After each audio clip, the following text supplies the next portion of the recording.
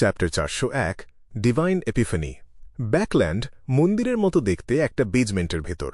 হুডওয়ালা একটা কালো আলখাল্লা পরে মিস্টার এ নিশ্চুপ হয়ে বসে আছে। সে দ্য হ্যাংড জায়েন্টের একটি মূর্তির সামনে দীর্ঘক্ষণ ধরে শান্তভাবে হাঁটু গেড়ে প্রার্থনা করছিল। হঠাৎ তার কান খাড়া হয়ে গেল, যেন সে অলৌকিক কিছু শোনার চেষ্টা করছে। সামান্য সময়ের নীরবতা। মিস্টার এর হাত দুটো হঠাৎ ঝটকা দিয়ে উপরে উঠে এলো। সে তার বাম হাতের তালু দিয়ে ডান হাতের তর্জনীটা মট করে ভেঙে ফেলল। রক্তাক্ত সেই আঙুলটা সে নিজের মুখে পুড়ে দিল। তারপর কোনো একটা কুড়কুড়ে নাস্তা খাওয়ার মতো করে সেটা চিবোতে লাগল। ঘর জুড়ে মড়মড় করে হাড় চিবানোর শব্দ হতে লাগল। ঢোক গিলার শব্দ হল। মিস্টার এর গলাটা একটু নড়ে উঠল, আর চিবানো আঙুলটা তার পেটে চলে গেল। হঠাৎ তার পুরো শরীর থরথর করে কাঁপতে শুরু করল। দেখে মনে হচ্ছিল যেন অদৃশ্য কোনো সত্তা তাকে জাপটে ধরে ঝাঁকাচ্ছে। এই কাঁপাকাঁপির মধ্যেই মিস্টার এ তার ডান হাতটা সামনের দিকে বাড়িয়ে দিল। আঙুলের ক্ষত থেকে বের হওয়া রক্ত দিয়ে সে মেঝেতে কিছু কথা লিখতে শুরু করল। সেই কথাগুলো জতুন কিংবা ড্রাগনিজ ভাষায় ছিল না, যা প্রকৃতির শক্তিকে জাগিয়ে তুলতে পারে। এমনকি সেগুলো হার্মিজ ভাষাতেও ছিল না, যা সাধারণত উৎসর্গের আচার অনুষ্ঠানে ব্যবহার করা হয়। পরিবর্তে সেগুলো লেখা হচ্ছিল সবচেয়ে সাধারণ এবং প্রচলিত ভাষা লোয়েনে। মেঝেতে লাল রঙগুলো দ্রুত জমা হতে লাগল এবং কয়েকটা বাক্যে পরিণত হল। খুঁজে বের করো সেই দ্য ফুল যে এই যুগের নয়, ধূসর কুয়াশার উপরের রহস্যময় শাসক, the king of yellow and black যে সৌভাগ্যের নিয়ন্ত্রক। ব্যাকল্যান্ডে থাকা তাদের ভক্ত আর অনুসারীদের এই ডিভাইন এপিফ্যানি বা ঐশ্বরিক প্রত্যাদেশ শেষ হওয়ার পর মিস্টার এর কাঁপুনি থামল। তার সেই ক্ষতবিক্ষত আঙুলের জায়গা থেকে নতুন একটি আঙুল গজিয়ে উঠল। সে মাথা নিচু করে নিজের লেখা শব্দগুলো মন দিয়ে পড়ল। ছায়ার আড়ালে তার ঠোঁটের কোণে একটা বাঁকা হাসি ফুটে উঠল। আপনার আদেশ শিরোধার্য ঈশ্বর। মিস্টার এ বিনম্রভাবে সিজদাহ করার মতো করে লুটিয়ে পড়ল। মনে হল সে যেন তার জীবনের উদ্দেশ্য নতুন করে খুঁজে পেয়েছে।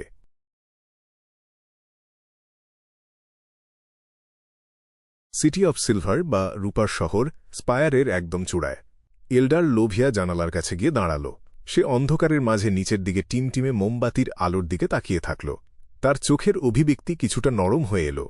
বেশ কিছুক্ষণ পর দরজায় কড়া নাড়ার শব্দ পাওয়া গেল। চিফ।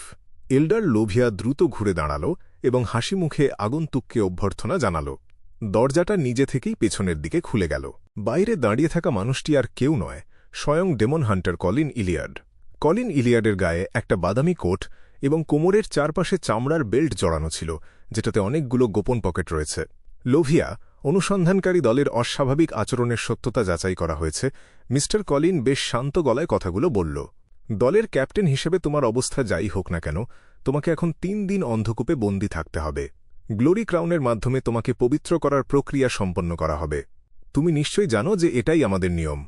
লোভিয়া মোটেও রেগে গেল না, বরং সে শান্তভাবে হাসল। আমি জানি। আমি নিজেও অনেকদিন অন্ধকূপে থাকার প্রস্তুতি নিয়ে রেখেছি। সব শেষ হওয়ার পর আপনারা যে কোনো ব্যবস্থা নিতে পারেন, এমনকি যদি আপনারা আমাকে বিশ্বাস না করেন তবুও আমার কোনো আপত্তি নেই। কথাগুলো বলতে বলতে লোভিয়া দরজার দিকে এগিয়ে গেল। সে ডেমন হান্টার কলিনের পাশ কাটিয়ে যাওয়ার সময় তার দিকে একবার তাকাল। কলিন ইলিয়াড নিঃশব্দে ঘুরে দাঁড়াল এবং পেঁচানো সিঁড়ি দিয়ে তার পেছনে পেছনে নিচে নামতে লাগল। মাঝপথে পৌঁছানোর পর তাদের কানে মানুষের বুক ফাটানো কান্নার শব্দ আর চিৎকার ভেসে এল। আবার কি শুরু হয়েছে? লোভিয়া কিছুটা বিভ্রান্ত হয়ে জিজ্ঞেস করল। কলিন মাথা নেড়ে নিচু স্বরে উত্তর দিল, হ্যাঁ, এটাই আমাদের নিয়তি, যা থেকে আমরা কখনোই পালাতে পারব না। এই মুহূর্তে স্পায়ারের মাঝখানের একটি বড় হলরুমে এক ভয়াবহ দৃশ্য দেখা যাচ্ছিল। অনুসন্ধানকারী দলের সদস্য এবং সিটি অফ সিলভারের কিছু বাসিন্দা যারা দূষিত হয়ে গিয়েছিল, তাদের সবাইকে মেঝেতে চেপে ধরে রাখা হয়েছে। পবিত্র কোনো এক অলৌকিক আলো তাদের ওপর বিশাল কোনো পাহাড়ের মতো চাপ সৃষ্টি করছে, যাতে তারা নড়াচড়া করতে না পারে। প্রায় 40 বছর বয়সী এক কালো চামড়ার দম্পতি হাতে একটা জটিল নকশা করা তলোয়ার নিয়ে 20 বছর বয়সী এক যুবকের সামনে এসে দাঁড়াল। যুবকটির শরীর ইতোমধ্যে মাংসের পিণ্ডে পরিণত হয়েছিল, কিন্তু তার মাথাটা তখনও অক্ষত। সেই মাথা থেকে লম্বা, পাতলা আর রক্তবর্ণের একটা লতা বা শিকড়ের মতো জিনিস বের হয়ে আসছিল। বাবা মাকে এগিয়ে আসতে দেখে সে আতঙ্কে চিৎকার করে উঠল, বাবা, মা, তোমরা এসব কি করছো? আমাদের না আজ রাতে একসাথে লোহার বিচ্ছু পুড়িয়ে খাওয়ার কথা ছিল? বাবা, মা, আমি তোমাদের জন্য অনেকগুলো লোহার বিচ্ছু ধরে এনেছি। সেই দম্পতি আর সহ্য করতে পারল না। তারা মুখ ঘুরিয়ে নিল, কিন্তু হাতের তলোয়ারটা বাতাসের ওপর তুলে ধরল। দুবার তলোয়ার বসিয়ে দেওয়ার শব্দ হল। যুবকটির চিৎকার থেমে গেল। প্রথমে তার শরীরটা একটু কেঁপে উঠল, তারপর সে পুরোপুরি নিথর হয়ে গেল। অন্য এক কোণায় 10 বছরের একটি ছোট মেয়ে হাতে সেই জটিল নকশার তলোয়ার তুলে ধরেছে। তার চোখ দিয়ে ঝরঝর করে জল পড়ছে। সে তলোয়ার দিয়ে তার নিজের বড় বোনকে আঘাত করল। মেঝেতে পড়ে থাকা সেই বড় বোন হঠাৎ হেসে উঠল। সে খুব মৃদু স্বরে বলল, আজ থেকে তোমাকে নিজের মতো করে বাঁচতে হবে। আর কখনো এমন সহজ সরল বা অবুঝ হয়ে থেকো না। ছোট মেয়েটা এতটাই কাঁদতে শুরু করল যে তার চোখের সামনে সবকিছু ঝাপসা হয়ে এলো। তার হাতের তলোয়ারটা বাতাসের মাঝখানে থমকে গেল, কিন্তু হঠাৎ করে একটা শক্ত হাতের তালু তার হাতের ওপর চাপ দিল এবং তলোয়ারটাকে সামনের দিকে ঠেলে দিল। একটা গোঙানির শব্দ হল। ছোট মেয়েটা একদম পাথরের মতো স্তব্ধ হয়ে গেল। সে যেন আর কিছু শুনতেও পাচ্ছিল না, দেখতেও পাচ্ছিল না। এটাই হল সেই প্রাচীন অভিশাপ যার কবলে সিটি অফ সিলভারের সবাই বন্দী। মৃত্যুর পর যেন তারা কোনো ভয়াবহ মন্দ আত্মায় পরিণত না হয়, সেটা নিশ্চিত করার জন্য তাদের নিজেদের রক্তের আত্মীয়দের হাতেই মরতে হয়। ডার্ক পুরোপুরি একটা দানবে পরিণত হয়েছিল এবং কোনো এক অজানা সত্তা তাকে কলুষিত করে ফেলেছিল। তাকে জিজ্ঞাসাবাদ করে কোনো তথ্য পাওয়ার সম্ভাবনা ছিল না। তা সত্ত্বেও শ্যাডো মনিটর তাকে সাথে সাথে মেরে ফেলার সাহস করেনি। পরিবর্তে সে দানবটিকে আটকে রেখে স্পায়ারে নিয়ে এসেছিল যেন তার বাবা মা এসে তাকে মারতে পারে। না হলে পরিস্থিতি আরও খারাপ হতে পারত। অনুসন্ধানকারী দলের সদস্যরাও এখন একই প্রক্রিয়ার মধ্য দিয়ে যাচ্ছে, যা গত 2000 বছরেরও বেশি সময় ধরে অপরিবর্তিত রয়েছে। যদিও এই অবস্থায় মারা যাওয়ার পর কেউ আবার দানব হবে কিনা তা কেউ জানে না, তবুও কেউ ঝুঁকি নিতে চায় না। সৌভাগ্যবশত সিটি অফ সিলভারের জনসংখ্যা খুব বেশি নয় এবং তারা সবাই একই এলাকায় থাকে। ঊর্ধ্বতন কর্তৃপক্ষের ব্যবস্থায় প্রতিটি প্রজন্মের মধ্যে রক্তের সম্পর্কের একটা যোগসূত্র রাখা হয়। এমনকি 3 প্রজন্মের সীমাবদ্ধতা থাকলেও অনেক আত্মীয় খুঁজে পাওয়া সম্ভব। এই কারণেই প্যাট্রোল টিমের জন্য লোক বাছাই করার সময় রক্তের সম্পর্কের বিষয়টি মাথায় রাখা হয়, যাতে জরুরি পরিস্থিতিতে আত্মীয়দের দিয়ে এই কাজ করানো যায়। তবে অনুসন্ধানকারী দলের ক্ষেত্রে নিয়মগুলো এতটা কঠোর ছিল না, কারণ তাদের কাজই হল অন্ধকারের গভীরে সিটি অফ সিলভার থেকে অনেক দূরে যাওয়া। সেখানে তারা মারা গেলে বা দানব হয়ে গেলেও শহরের নিরাপত্তার খুব একটা ক্ষতি হবে না। যদি কোনো বাসিন্দার 3 প্রজন্মের মধ্যে কোনো রক্তের আত্মীয় না থাকে, তবে তাকে কড়া নজরদারিতে রাখা হয়। সেই ব্যক্তি অসুস্থ হয়ে পড়লে বা বৃদ্ধ হলে তাকে সিটি অফ সিলভার থেকে দূরে অন্ধকারের গভীরে নির্বাসনে পাঠিয়ে দেওয়া হয়। অনুসন্ধানকারী দলের আগের ক্যাপ্টেন উডেল যখন অন্ধকূপে বন্দী ছিল, তখন সেখানে 3 জন এল্ডার উপস্থিত ছিল, কিন্তু শেষ পর্যন্ত চিফ কলিন ইলিয়াড নিজেই পদক্ষেপ নিয়েছিল। না হলে তাদের হয়তো তাকে সিল করে রাখতে হতো, কারণ উডেল ছিল কলিনের এক সরাসরি আত্মীয়ের বড় ভাই।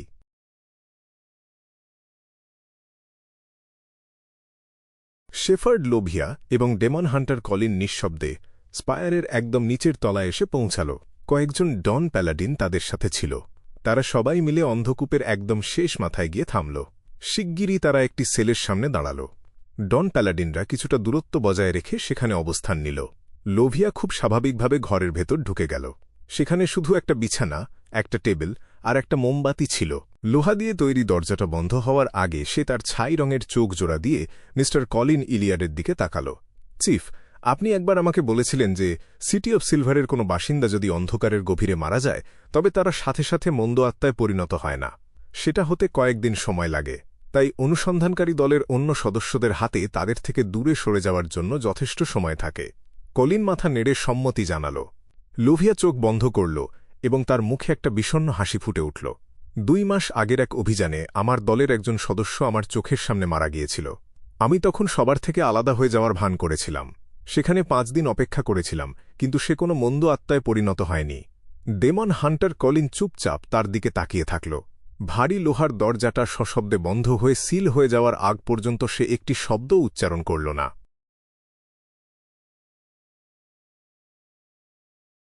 ধূসর কুয়াশার ওপরের সেই প্রাচীন প্রাসাদে ক্লাইন মোরেত্তি বসে আছে।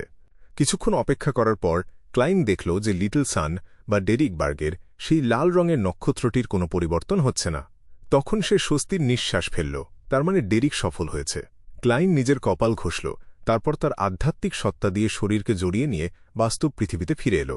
নিজের শরীরের অস্তিত্ব অনুভব করার সাথে সাথে ক্লাইন মোরেত্তির হাড় কাঁপানো শীত লাগল। সে একটা জোরালো হাঁচি দিল।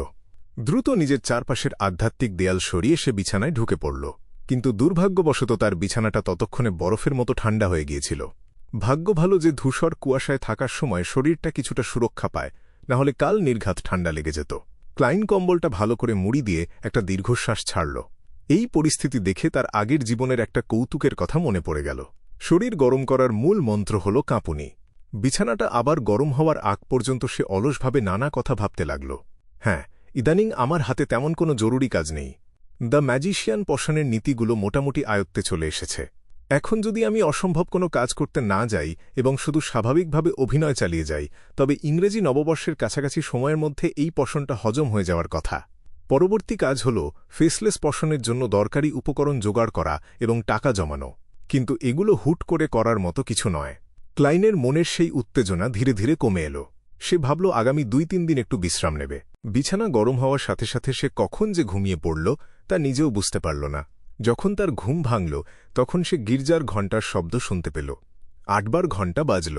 ক্লাইন মোরেত্তি তার হাতটা কম্বলের বাইরে বের করতেই তীব্র ঠান্ডা অনুভব করল। সে দ্রুত হাতটা ভেতরে ঢুকিয়ে নিল। আজ মনে হচ্ছে শীতটা আগের চেয়েও বেশি পড়েছে। যেহেতু তেমন কোনো কাজ নেই, তাই সে আরও কিছুক্ষণ ঘুমানোর সিদ্ধান্ত নিল। বিশ্রামের আমেজে সে আবার চোখ বন্ধ করল, কিন্তু কিছুক্ষণ পরেই তার পেটের ভেতর গুড়গুড় শব্দ হতে লাগল। পেটের টান আর শীতের আরামের মধ্যে এক কঠিন লড়াই শুরু হল। জীবনটা আসলেই কঠিন সিদ্ধান্তে ভরা, ক্লাইন বিড়বিড় করে বলল। প্রায় 10 মিনিট ধরে নিজের আলস্য আর ক্ষুধার মধ্যে যুদ্ধ করার পর সে শেষ পর্যন্ত হাল ছেড়ে দিল।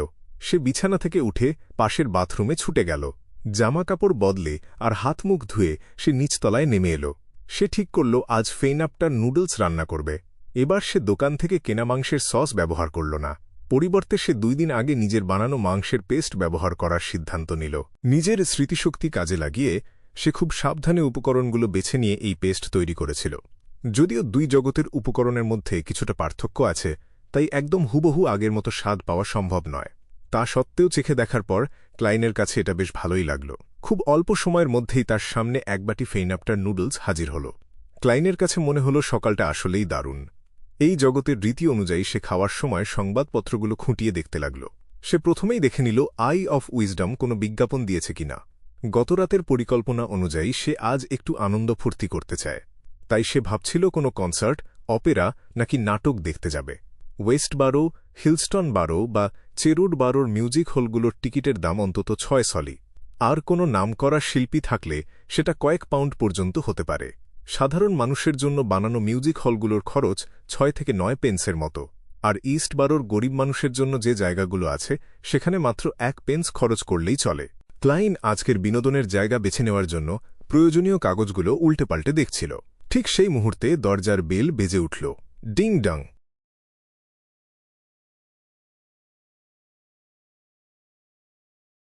Chapter 402 digging. কেও। ক্লাইন মোরেত্তি মাথা ঝটকা দিয়ে দরজার দিকে তাকাল। তার মনে হল সে যেন কোনো এক অদ্ভুত অসুখে ভুগছে। কলিং বেলের আওয়াজ শোনার ভয়টা অনেকটা পৃথিবীতে থাকার সময়ের সেই অনুভূতির মতো। মোবাইল ফোনের রিংটোন বাজলে যেমন বুক কেঁপে উঠত, ঠিক তেমন। হাতে থাকা খবরের কাগজ আর ম্যাগাজিনটা সে একপাশে সরিয়ে রাখল। সামনে রাখা প্লেটটার দিকে একবার তাকাল ক্লাইন, যেটার মশলাপাতি পর্যন্ত সে চেটেপুটে পরিষ্কার করে খেয়েছে। তারপর সে উঠে দাঁড়াল এবং ধীর পায়ে দরজার দিকে এগিয়ে গেল। দরজার হাতল ধরার আগেই ক্লাইন বুঝতে পারল যে বাইরে ডক্টর অ্যারন সেরেস দাঁড়িয়ে আছেন। আপনার কি আজ কোনো কাজ নেই? দরজা খোলার সময় বিড়বিড় করে কথাটি বলল ক্লাইন। শুভ সকাল, অ্যারন। আজকের কুয়াশাটা বেশ ধূসর। সে হাসি মুখে বলল। অ্যারন সেরেসের মুখে সবসময়ের মতো সেই গম্ভীর ভাবটা লেগেছিল, কিন্তু আজ তার সাথে এক অদ্ভুত উদ্বেগ আর ভয়ের ছাপ স্পষ্ট ফুটে উঠেছে। সে তার সোনালি ফ্রেমের চশমাটা একটু ঠিক করে নিল। কোনো কুশল বিনিময় না করেই অ্যারন সরাসরি বলল, শেরলক, আমি আবার সেই স্বপ্নটা দেখেছি। আমি আবার উইল অসেপ্টিনকে স্বপ্নে দেখেছি। ক্লাইন মোরেত্তি যেন মুহূর্তের জন্য জমে গেল। এটা তো ঠিক হচ্ছে না। আসল কাগজের সারসটা তো আমার কাছে, ধূসর কুয়াশার উপরে আছে। আর যেটা আমি নিজে ভাঁজ করেছিলাম সেটা আছে নাইটহকদের কাছে। নাইটহকদের আনাড়ি হাতে ভাঁজ করা একটা কাগজের সারস সাথে রেখেও অ্যারন কিভাবে আবার উইল অসেপ্টিনকে স্বপ্নে দেখছে? এটা তো বৈজ্ঞানিকভাবে সম্ভব নয়, না আধ্যাত্মিক দিক থেকেও এর কোনো মানে হয় না। ক্লাইন এবার বেশ গম্ভীর হয়ে গেল এবং জিজ্ঞেস করল, একই স্বপ্ন? না, এবারেরটা অতটা ভয়ঙ্কর ছিল না। অ্যারন সেরেস একটু শান্ত হয়ে বলল, আমি গ্রিম সিমেট্রি সম্পর্কে স্বপ্ন দেখেছি। তুমি তো জায়গাটা চেনো, তাই না? হ্যাঁ, ক্লাইন সংক্ষেপে উত্তর দিল। কিছুদিন আগে সে একদল ছাত্র আর কাপুস্কি রিড নামের এক আধ্যাত্মিক বিদ্যা শিখতে চাওয়া আনাড়ি লোককে ধরেছিল, যারা গ্রিম সিমেট্রির বাইরে গোল হয়ে নাচানাচি করছিল। পরবর্তীতে সেই কাপুস্কি রিড ক্লাইনকে একটা তামার মাসি দিয়েছিল, যা দিয়ে একজন বার্তাবাহককে ডাকা যায়। অ্যারন সেরেস এক বুক ঠান্ডা বাতাস টেনে নিয়ে বলতে থাকল, আমি গ্রিম সিমেট্রির বাইরের বনটা স্বপ্নে দেখেছি। আমি দেখলাম একটা বার্চ গাছ, যার কাণ্ডের ছাল এক জায়গায় আলগা হয়ে ঝুলে আছে। উইল অসেপটিন সেই গাছের নিচে বসেছিল আর শান্ত চোখে আমার দিকে তাকিয়েছিল। তারপর ক্লাইন তাকে চাপ দিল। অ্যারন মাথা নাড়ল। স্বপ্নটা ওখানেই শেষ হয়ে গেল। কি অদ্ভুত ব্যাপার! ডক্টর অ্যারনের এই স্বপ্নের সাথে কি কাগজের সারসটার কোনো সম্পর্ক নেই? না, যদি সম্পর্ক নাই থাকত তাহলে সারসটা বদলে ফেলার পর স্বপ্নটাও কেন বদলে গেল? তাছাড়া আমি নিজে ধূসর কুয়াশার উপরে সেই কাগজের সারসটা নিয়ে গণনা করে সঠিক সংকেত পেয়েছি। ক্লাইন মোরেত্তি এবার মেপে মেপে কথাগুলো বলল। এই বিষয়টা এখন আর আমার বোঝার সীমানার মধ্যে নেই। আপনি আমার কাছে ঠিক কি চান, অ্যারন? অ্যারন সেরেস মুখ দিয়ে গরম বাতাস ছাড়ল, যা বাইরের ঠান্ডায় সাদা ধোঁয়ার মতো ছড়িয়ে পড়ল। আমি গ্রিন সিমেট্রির বাইরের সেই জায়গাটাতে একবার যেতে চাই। আমি এখনই যেতে চাই, যতক্ষণ দিনের আলো আছে। তুমি কি আমার সাথে থেকে আমাকে নিরাপত্তা দিতে পারবে? আমি তোমাকে 1 পাউন্ড দেব। স্বপ্নে দেখা সেই জায়গাটাতে এখনই যাওয়া। দিনের বেলা নিশ্চয়ই খুব বেশি অদ্ভুত কিছুর মুখোমুখি হতে হবে না। ক্লাইন মোরেত্তি কিছুক্ষণ ভাবল এবং বলল, আমি এই অনুরোধটা গ্রহণ করতে পারি, তবে আমার পরামর্শ হল আপনি সেই একই ক্যাথেড্রালে ফিরে যান এবং আপনার পরিচিত বিশপকে স্বপ্নের কথাটি খুলে বলুন। অ্যারন রাজি হল, তবে একটু সংশয় নিয়ে বলল, তুমি আমাকে বারবার ক্যাথেড্রালে যেতে বলো কেন? আমি জানি তুমি আগেও যুক্তি দিয়ে বুঝিয়েছিলে যে যদি এই পৃথিবীতে কোনো আধ্যাত্মিক শক্তি থেকে থাকে তবে চার্চগুলোর কাছেই সবচেয়ে বেশি শক্তি থাকবে, আর যদি নাও থাকে অন্তত চার্চে গেলে একটা মানসিক শান্তি পাওয়া যায়। কিন্তু এমন একটা বিষয় যেটা খুব বেশি অদ্ভুত কিছু নয়, সেটার জন্য বারবার ক্যাথেড্রালে যাওয়ার পরামর্শ কেন দিচ্ছ? ক্লাইন 2 সেকেন্ড ভাবল, তারপর বেশ গুরুত্ব দিয়ে উত্তর দিল, আমি একজন ডিটেকটিভ। আমি অনেক অস্বাভাবিক জিনিসের সংস্পর্শে এসেছি, তাই চার্চের বিশেষ গুরুত্ব আমি বুঝি। আমি এটাও জানি যে কখন সাহায্যের জন্য আবেদন করতে হয়। তাই নাকি? অ্যারন বেশ মনোযোগ দিয়ে শুনল। ক্লাইনের ঠোঁটের কোণে হাসির রেখা ফুটে উঠল। আরে মজা করছিলাম। মন শান্ত করুন অ্যারন। আমি আগে কাপড়টা বদলে নিই। ওহ, আর বাসনগুলোও ধুতে হবে। ভারী কোট ছাড়া দরজায় দাঁড়িয়ে অ্যারন সেরেসের সাথে অনেকক্ষণ কথা বলার কারণে ঠান্ডায় ক্লাইনের শরীরটা প্রায় শক্ত হয়ে গিয়েছিল। এই সুযোগে ক্লাইন বাথরুমে গেল এবং সেখান থেকে দ্রুত ধূসর কুয়াশার উপরে পৌঁছে এই মিশনের বিপদের মাত্রা নিয়ে গণনা করল। সে উত্তর পেল যে এখানে তেমন কোনো ঝুঁকি নেই। যদি কোনো বিপদের সংকেত আসত তবে সে এভারনাইট চার্চের দোহাই দিয়ে এই মিশনটা সরাসরি বাতিল করে দিত। হিলস্টন বড়, মিরিয়াড স্টার ক্যাথেড্রাল। শেরলক, তুমি একজন দাসী রাখো না কেন? তুমি তো একজন বড় ডিটেকটিভ, চাইলেই কয়েকজন কর্মচারী রাখতে পারো। হিলস্টন বড়োর সবচেয়ে বড় এভারনাইট চার্চের দিকে ক্লাইনকে নিয়ে যাওয়ার সময় অ্যারন সেরেস এই প্রশ্নটা করল। গাড়িতে থাকাকালীন সে এই কথাটা জিজ্ঞেস করতে চেয়েছিল, কিন্তু সুযোগ পায়নি। ক্লাইন মোরেত্তি একটা দীর্ঘশ্বাস ফেলল এবং বেশ ভারী গলায় বলল, অ্যারন, আপনাকে একটা গল্প বলি। এক ডিটেকটিভ ছিল যে 2 জন দাসী, একজন বাবুর্চি আর একজন সহকারী রেখেছিল।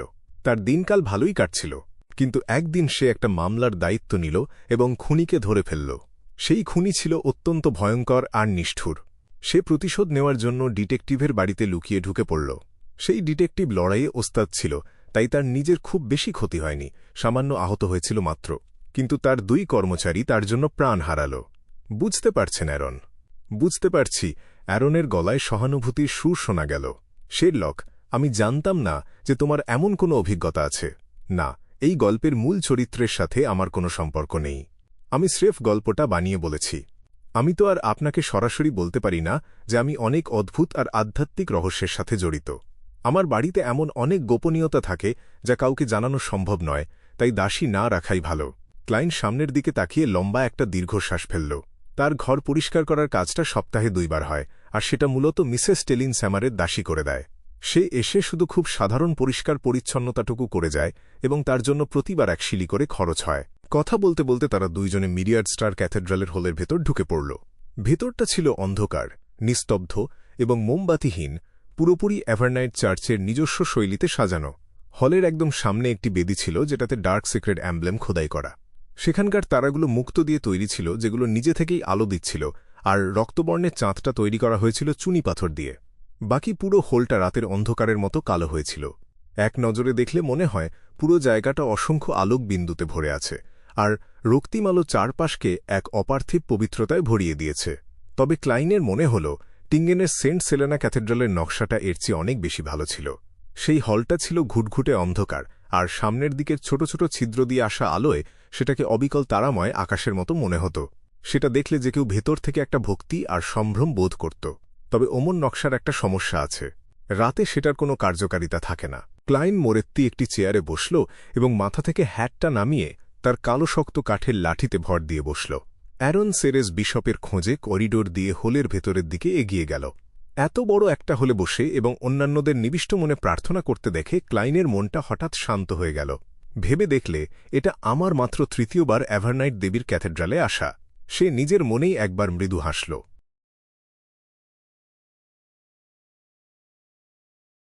উইন্টার কাউন্টির ক্যাথেড্রাল অফ সেরেনিটির ভেতরে লিওনার্ড মিচেল তার কালো ট্রেঞ্চকোট আর লাল দস্তানা পরে উচ্চপদস্থ ডিকন ক্রেস্টেড সেসিমিরের ঘরে প্রবেশ করল। অভিনন্দন, তুমি এখন থেকে আনুষ্ঠানিকভাবে একজন রেড গ্লাভ। দেবী তোমার মঙ্গল করুন। ক্রেস্টেড তার বুকের ওপর একটি রক্তিম চাঁদের চিহ্ন আঁকল। সবসময়ের মতো তার উঁচু কলার দিয়ে মুখটা ঢাকা ছিল। প্রেজ দ্য লেডি, এই সম্মান আমার কাছে অনেক বড়। লিওনার্ড মিচেল তার ডান হাত তুলে ঘড়ির কাঁটার দিকে 4 বার বুক ছুঁয়ে শ্রদ্ধা জানাল। ক্রেস্টেড সেসিমির আর বাড়তি কথা না বাড়িয়ে সরাসরি মূল বিষয়ে চলে গেল। তোমার অনুরোধ অনুযায়ী আমি তোমাকে সোয়েস্টের দলে রেখেছি। সে একজন সোল অ্যাসুরার এবং তার কাছে একটি শক্তিশালী আধ্যাত্মিক বস্তু আছে। আমি ইতিমধ্যেই তোমার জন্য প্রয়োজনীয় বেন্ডার অস্ত্র প্রস্তুত রাখার নির্দেশ দিয়েছি। তোমাদের দল একটি শয়তান ডাকার রহস্যময় মামলার তদন্ত করবে। তোমরা বেশ কিছু ক্লু মাথায় রেখে তল্লাশি চালাবে, যেমন ব্যাকলুন্ডে পরপর ঘটে যাওয়া কিছু ঘটনা এবং টেরোট রিচুয়াল সংক্রান্ত বিষয়গুলো। Reverend crested. লিওনার্ড এই মিশন নিয়ে কোনো আপত্তি করল না। মনে মনে সে নিজেকে বলল, এটাই হবে আমার প্রতিশোধের শুরু।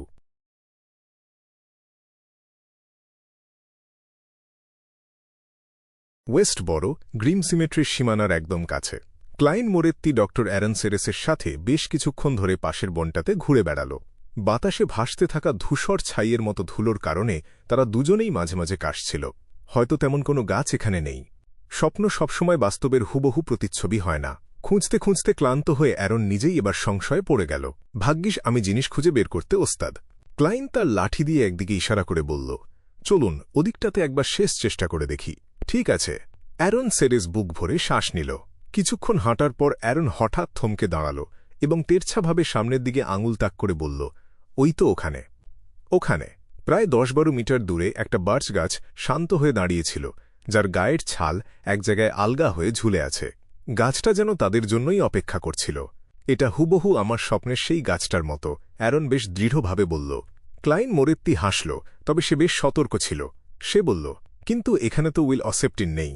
অ্যারন সেরেস গাছের কাছে এগিয়ে গেল, কিছুক্ষণ ভুরু কুঁচকে ভাবল, তারপর হঠাৎ গাছের একপাশে ইশারা করে বলল, সেদিন উইল অসেপ্টিন ঠিক এখানে বসেছিল, আর সে তার আঙুল দিয়ে নিচের মাটির দিকে ইশারা করছিল। নিচের মাটির দিকে ইশারা করছিল। ক্লাইন পাশে দাঁড়িয়ে নিচে ঘাসগুলোর দিকে তাকালো, যেগুলো এখনও শুকিয়ে যায়নি। আপনি কি এটা খুঁড়তে চান? অ্যারন মাথা নাড়ল। যেহেতু আমরা জায়গাটা খুঁজে পেয়েছি, তাই এখানে কি আছে সেটা নিশ্চিত হওয়া উচিত। শেরলক, তুমি সিমেট্রিতে গিয়ে 2টা কোদাল ধার করে আনো। আমার মনে হয় আমি এখানেই থাকি। আপনি বরং সিমেট্রিতে যান, আমি ভয় পাচ্ছি আপনার কোনো বিপদ হতে পারে। ক্লাইন বেশ সতর্কতার সাথে বলল, ঠিক আছে। অ্যারন কোনো দ্বিমত করল না এবং সে দ্রুত বন থেকে বেরিয়ে গেল। কিছুক্ষণ পর সে কিছু টাকা খরচ করে 3টা কোদাল এবং একজন গোরক্ষককে সাথে নিয়ে ফিরে এল। তারা 3 জন মিলে জায়গাটা খুঁড়তে শুরু করল। খনন করার সময় ক্লাইন মোরেত্তি হঠাৎ খুব পরিচিত একটা গন্ধ পেল। মাটির উপরিভাগ সরিয়ে ফেলার পর নিচের জিনিসগুলো ধীরে ধীরে বেরিয়ে আসতে শুরু করল। সেখানে একটা শিশুর মৃতদেহ পড়েছিল, যা ইতিমধ্যেই অনেকটা পচে গেছে। মৃতদেহের মাংস আর চামড়া যেন গলে যাচ্ছে, আর তার নাক ও মুখ দিয়ে অসংখ্য পোকা ভেতরে বাইরে চলাফেরা করছে। ঝনঝন। অ্যারনের হাত থেকে কোদালটা পড়ে গিয়ে একটা পাথরের ওপর আছড়ে পড়ল। সে লাশের পায়ের দিকে ইশারা করল। তার মুখ নড়ছিল, কিন্তু ভয়ে সে একটা শব্দও উচ্চারণ করতে পারছিল না। ক্লাইন মোরেত্তি কোনোমতে বমিভাব চেপে রেখে লাশটা খুঁটিয়ে দেখল। সে দেখল যে শিশুটির বাম পায়ের নিচের অংশটা নেই। ঠিক সেই মুহূর্তে অ্যারন সেরেস 2 পা পিছিয়ে মাটিতে পড়ে গেল এবং চিৎকার করে উঠল, উইল অসেপ্টিন, উইল অসেপ্টিন। এটা ছিল উইল অসেপ্টিনের মৃতদেহ। Chapter 4-3 the fate of a private detective. সে কি সত্যিই মারা গেছে? উইল অসেপ্টিন কি আর বেঁচে নেই?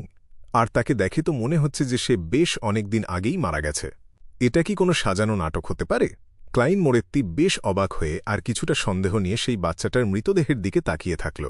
তার মাথায় এখন একগাদা চিন্তা ঘুরপাক খাচ্ছে।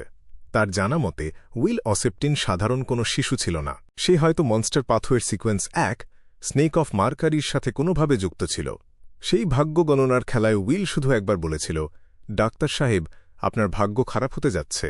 আর তাতেই অ্যারন সেরেসকে লম্বা সময় ধরে দুর্ভাগ্য সহ্য করতে হয়েছে। এমনকি উইলের তৈরি করা ওই কাগজের সার্স পাখিটাও অ্যারন সেরেসের অ্যাস্ট্রাল প্রজেকশনকে স্পিরিট ওয়ার্ল্ডে খুঁজে পেতে সাহায্য করেছিল এবং সেখানে তাকে কৃত্রিম স্বর্গীয় বার্তা দেওয়া সম্ভব হয়েছিল। এমনকি গ্রে ফগের ওপরে গিয়েও ক্লাইন মোরেত্তি তার অবস্থানের ব্যাপারে নিশ্চিত কোনো তথ্য পায়নি। তাহলে এমন একটা রহস্যময় শিশু বিনা কারণে মারা গেল কিভাবে?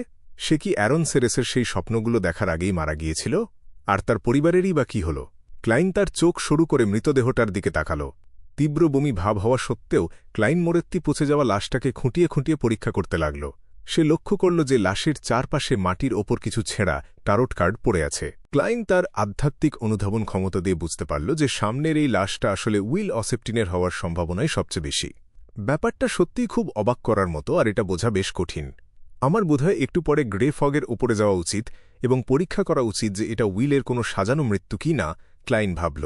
কিন্তু পরক্ষণেই তার মাথায় একটা চিন্তা আসল, দাঁড়াও, এর সাথে আমার কি সম্পর্ক? আমি তো আগেই ঠিক করেছিলাম যে আমি আর এই ঝামেলায় জড়াব না, পাছে কোনো স্নেক অফ মার্কারি আবার আমার পিছু নেয়। এটা তো সিল্ড আর্টিফ্যাক্ট 008-এর চেয়েও বেশি ভয়ঙ্কর হতে পারে। ক্লাইন মোরেত্তি নিজের ঘোর থেকে বেরিয়ে এসে ভয় পাওয়া গোরক্ষক আর অ্যারন সেরেসের দিকে তাকাল। অ্যারন তখন মানসিক ভারসাম্য হারিয়ে ফেলার একদম কাছাকাছি পৌঁছে গিয়েছিল। পুলিশ ডাকুন, ক্লাইন গম্ভীর গলায় বলল। ঠিক আছে, ঠিক আছে। গোরক্ষক প্রথমে একটু থতমত খেয়ে গেলেও পরে মাথা নেড়ে সায় দিল। সে তার হাতের কোদালটা নিয়ে বনের বাইরে দৌড়ে পালাল। তাকে দেখে মনে হচ্ছিল যেন কোনো জম্বি তাকে তাড়া করছে। যেমনটা ভেবেছিলাম, সে আসলে খুব সাধারণ একজন মানুষ এবং তার মধ্যে কোনো সতর্কতা নেই, ক্লাইন মনে মনে ভাবল। এই ধরনের পরিস্থিতিতে চারপাশের মানুষগুলোকে কি একটুও সন্দেহ করতে নেই? নিজের পিঠটা এভাবে অরক্ষিত রেখে গেলে তো কেউ কোদাল দিয়ে এক ঘা বসিয়ে দিতে পারত। ক্লাইন মোরেত্তি গোরক্ষকের চলে যাওয়ার দিকে তাকিয়ে একটা দীর্ঘশ্বাস ফেলল। সে যখন টিনজেন শহরে নাইটহক হিসেবে কাজ করত তখন সে অনেক খুনের মামলা পড়েছিল। সেখানে দেখা যেত যে অধিকাংশ ক্ষেত্রেই খুনিরা আসলে ভিকটিমদের খুব পরিচিত কেউ ছিল। একথা ভেবে ক্লাইন অ্যারন সেরেসের দিকে এগিয়ে গেল এবং নিচু হয়ে তার দিকে হাত বাড়িয়ে দিল। ভয় পাওয়ার কিছু নেই, সে তো মারাই গেছে, ক্লাইন শান্তস্বরে বলল। মৃত্যু জিনিসটাই তো আমাকে ভয় পাইয়ে দিচ্ছে। অ্যারন কিছুটা ধাতস্থ হয়ে ক্লাইনের সাহায্য ছাড়াই উঠে দাঁড়াল। তার দামি কালো ফ্রক কোটটা তখন ধুলোবালিতে মাখামাখি হয়ে গিয়েছিল। অ্যারন সেরেসের কোটটার অবস্থা দেখে ক্লাইন মোরেত্তির কেমন যেন মায়া লাগতে লাগল। দামি জিনিস নষ্ট হতে দেখলে আমার সহ্য হয় না, সে নিজের মনেই একটা দীর্ঘশ্বাস ফেলল। অ্যারন তখনও কিছুটা কাঁপছিল দেখে ক্লাইন হেসে বলল, এই সময় নিজের ঈশ্বরের কাছে প্রার্থনা করলে খুব ভালো ফল পাওয়া যায়। তাই নাকি? অ্যারন সেরেস অবাক হয়ে জিজ্ঞেস করল। সে নিজের বুকের ওপর হাত রেখে ঘড়ির কাঁটার দিকে 4 বার চাপ দিল এবং ফিসফিস করে বলতে শুরু করল, এভারনাইট গডেস, আপনি মহাবিশ্বের চেয়েও মহান এবং অনন্তকালের চেয়েও শাশ্বত। আপনার এক অনুগত ভক্ত আপনার কাছে আশীর্বাদ প্রার্থনা করছে। বারবার এই কথাগুলো বলার পর অ্যারন ধীরে ধীরে শান্ত হয়ে আসল। ক্লাইন মোরেত্তি তার নিজের বুকের ওপর একটা ত্রিভুজাকৃতি পবিত্র চিহ্ন আঁকল এবং মনে মনে বলল, god of steam and machineries, আপনার একজন সম্পূর্ণ অবিশ্বাসী ভক্ত আপনার কাছে আশীর্বাদ ভিক্ষা করছে। কথা বলার পর ক্লাইন নিজের মনেই একটু হাসল। সে ভাবল যে এই মিথ্যে প্রার্থনার জন্য এখনই হয়তো আকাশ থেকে কোনো বজ্রপাত এসে তার উপরে পড়বে। তবে পরক্ষণেই সে নিজেকে সান্ত্বনা দিল এই বলে যে বিদ্যুৎ আর বজ্রপাত তো আসলে লর্ড অফ স্টর্মসের অধীনে, এটা গড অফ স্টিম অ্যান্ড মেশিনারিজের সীমানায় পড়ে না। ক্লাইন মোরেত্তি বেশ খোশ মেজাজে কিছুক্ষণ বসে থাকল। প্রায় 20 মিনিট পর তারা দুজনেই কাছের একটা পুলিশ স্টেশনের জিজ্ঞাসাবাদ কক্ষে বসেছিল। সাক্ষ্য দেওয়ার সময় ক্লাইন খুব স্পষ্টভাবে পুলিশকে জানালো যে সে একজন প্রাইভেট ডিটেকটিভ এবং সেখানে আসলে কি ঘটছিল সে ব্যাপারে তার খুব একটা ধারণা নেই। অন্যদিকে অ্যারন সেরেস তার সেই অদ্ভুত স্বপ্নের কথা সবিস্তারে বর্ণনা করল, যার কারণে তারা লাশটি খুঁড়তে গিয়েছিল। ক্লাইন বুঝতে পারছিল যে পুলিশ তাদের কথা একটুও বিশ্বাস করছে না। কিন্তু কিছুক্ষণ পর তারা বাইরে থেকে ফিরে এসে হুট করেই তাদের সুর বদলে ফেলল। তারা জানালো যে ডক্টর অ্যারন আর ডিটেকটিভ মোরিয়ার্টিকে সন্দেহ করার মতো কিছু নেই। তাদের শুধু তাদের জবানবন্দিতে সই করতে হবে এবং তারপরেই তারা চলে যেতে পারবে। অ্যারন সেরেস বেশ অবাক হলেও ক্লাইন মোরেত্তি মোটেও অবাক হল না। সে বুঝতে পারল যে এর পেছনে অবশ্যই কোনো নাইটহকের হাত আছে। আগেভাগেই অ্যারনকে দিয়ে মাইরিয়াট স্টার ক্যাথেড্রালে পাঠিয়ে দেওয়ার সুফল পাওয়া গেল। থানা থেকে বের হওয়ার আগে ক্লাইন একটা চেনা মানুষকে দেখতে পেল। সে আর কেউ নয়, সেই নাইটহক যে আগে তার স্বপ্নে ঢুকে পড়েছিল। সেই লোকটা সম্ভবত কোনো ক্যাপ্টেন ছিল, কারণ সে তখনও তার ধূসর ট্রেঞ্চ কোটটা পরেছিল। দেখে মনে হচ্ছিল লোকটা ক্লাইনের চেয়েও বেশি শীত সহ্য করতে পারে। তার নীল চোখ জোড়া একবার ক্লাইন মোরেত্তির ওপর দিয়ে ঘুরে গেল, কিন্তু সেখানে কোনো অস্বাভাবিকতা দেখা গেল না। সে এমনভাবে ক্লাইনের পাশ দিয়ে চলে গেল যেন সে খুব সাধারণ একজন ইন্সপেক্টর। ক্লাইন নিজেও একজন সাধারণ প্রাইভেট ডিটেকটিভের মতো ভান করল। সে তার চশমাটা একটু ঠিক করে নিয়ে তার হ্যাটটা মাথায় দিল এবং অ্যারন সেরেসের সাথে একটা ঘোড়ার গাড়িতে গিয়ে উঠল। গাড়ি চালককে প্রথমে মিন্স্ক স্ট্রিটে যাওয়ার নির্দেশ দিয়ে অ্যারন ক্লাইনের দিকে ফিরল। শার্লক, আপনার কি মনে হয় যে এখানেই সব শেষ? অ্যারন নিচু স্বরে জিজ্ঞেস করল। যদি ওই লাশটা সত্যি উইল অসেপ্টিনের হয়ে থাকে তাহলে আপনার আর কোনো ভয় নেই। ক্লাইন একটু থেমে আবার বলল, অ্যারন, এই কদিন আপনি কি আর কোনো অদ্ভুত কিছু লক্ষ্য করেছেন? সেটা যাই হোক না কেন। অ্যারন সেরেস কিছুক্ষণ চিন্তা করে মাথা নাড়ল। না, তেমন কিছু তো চোখে পড়েনি। তাহলে তো এটা একটা খুশির খবর, ক্লাইন হেসে বলল। ক্লাইন মোরেত্তির কাছে উইল অসেপ্টিনের ঘটনার এটাই সবচেয়ে ভালো পরিসমাপ্তি ছিল। যদিও ক্লাইনের সেই কাগজে সার্স পাখিটা কোনো তথ্য ফাঁস করবে না, তবুও সে কিছুটা চিন্তিত ছিল। হয়তো কোনো নাইট হক হুট করে কোনো সূত্র ধরে তার কাছে চলে আসতে পারে। কিন্তু এখন উইলের মৃত্যুর ফলে এই কেসটা খুব দ্রুতই বন্ধ হয়ে যাবে এবং নথিপত্রে জমা পড়ে থাকবে। নতুন কোনো ঘটনা না ঘটলে কেউ আর এটার দিকে ফিরেও তাকাবে না। অ্যারন এখন অনেকটা নিশ্চিন্ত বোধ করছিল, তবে তার মনে একটা খটকা রয়েই গেল। সত্যি বলতে আমার মনে হয় না যে আমার জবানবন্দিটা খুব একটা বিশ্বাসযোগ্য ছিল। পুলিশ হুট করে বিশ্বাস করে নিল কেন? আমিও ঠিক জানি না, ক্লাইন মোরেত্তি না জানার ভান করে বলল। আমি ভেবেছিলাম যে আমাকে আবার আমার উকিল ডেকে বাড়ি যেতে হবে না, মানে জামিন নিতে হবে। অ্যারন হাসি মুখে বলল, শার্লক, আপনাকে দেখে তো মনে হচ্ছে যে পুলিশ স্টেশনে যাওয়ার ব্যাপারে আপনার বেশ ভালো অভিজ্ঞতা আছে। ক্লাইন মোরেত্তি গম্ভীর গলায় জবাব দিল, এটা তো আসলে প্রত্যেক প্রাইভেট ডিটেকটিভের কপালে থাকে। ঠিক যখন ক্লাইন আর অ্যারনকে গ্রিম সিমেট্রির পাশের থানায় নিয়ে যাওয়া হচ্ছিল, তখন ফোর্সওয়াল একটি কালো লম্বা পোশাক পরে গোরস্থানে ঢুকল। তার মাথায় ছিল একটা কালো টুপির সাথে লাগানো পাতলা নেট, যা তার মুখ ঢেকে রেখেছিল। সে শান্ত এই গোরস্থানের ভেতরে গিয়ে মিসেস আউলিসার কবরের সামনে গিয়ে দাঁড়াল। 1 ঘণ্টা আগেই সে আর শিওদেরেচা এমপ্রেস 12তে ভিসকাউন্ট গ্লেন্টের সাথে দেখা করতে গিয়েছিল। সেখানে তারা 4 পাউন্ডের একটা সুদমুক্ত ঋণ নেওয়ার মৌখিক সম্মতি পেয়ে গেছে। ভিসকাউন্ট গ্লেন্টের একমাত্র শর্ত ছিল যে এই 2 বেন্ডারকে আজ রাতে মিস্টার এর সেই জমায়েতে তার সাথে থাকতে হবে। সেখানে তার জীবনের নিরাপত্তা নিশ্চিত করাই তাদের কাজ।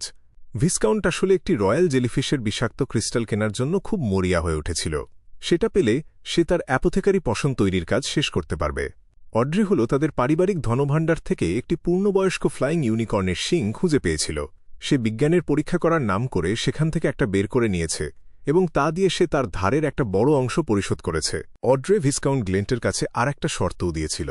তাকে ডিউক নেগানের সন্তানদের সাহায্য নিয়ে নিশ্চিত করতে হবে যে তাদের ধনভাণ্ডারে কোনো 1000 ফেইজড হান্টারের ড্রাগন নমুনা আছে কিনা, আর থাকলেও সেগুলোর ভেতরে কোনো আলোর বিন্দু জলজল করছে কি না তাও দেখতে হবে।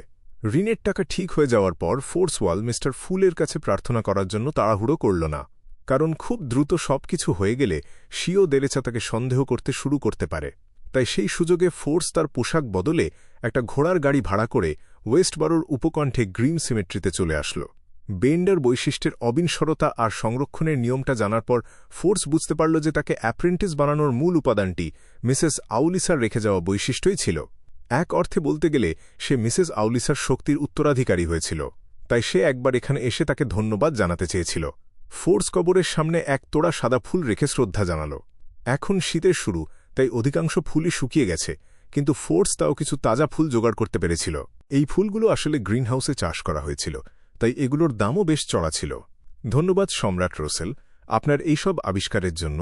ফোর্সওয়াল মনে মনে খুব কৃতজ্ঞতা অনুভব করল। সে জানত যে অভিজাত পরিবারগুলোর শীতকালীন ভোজসভায় যে ফুলগুলো থাকে তার অধিকাংশই আসে গ্রিনহাউস থেকে, আর বাকিটা এয়ারশিপের মাধ্যমে দক্ষিণ দিক থেকে আনা হয়। সাধারণ মধ্যবিত্ত পরিবারের পক্ষে এই খরচ বহন করা সম্ভব ছিল না। সেই কালো পাথরের ফলকটার সামনে দাঁড়িয়ে ফোর্সওয়াল মিসেস আউলিসার ছবির দিকে এক দৃষ্টিতে তাকিয়ে থাকল।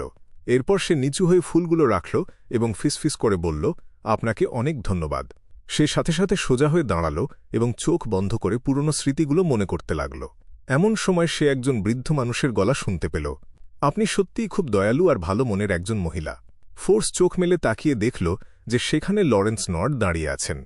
আব্রাহাম পরিবারের এই মানুষটি কখন যে সেখানে এসেছেন তা ফোর্স টেরই পায়নি। লরেন্সের হাতেও এক তোড়া সাধারণ কিন্তু মার্জিত ফুল ছিল। না, এটা কোনো দয়া বা মহত্ব নয়। মিসেস আউলিসা আমাকে তখন ভালোবাসা দিয়েছিলেন যখন আমি আমার মাকে হারিয়েছিলাম, ফোর্স বেশ আন্তরিকতার সাথে বলল। তার চোখে তখন পানি চলে আসল। লরেন্স নর্ড ফুলগুলো কবরের ওপর রেখে একটা দীর্ঘশ্বাস ফেললেন। এর থেকেই বোঝা যায় যে আপনি সম্পর্কের মূল্যায়ন করতে জানেন।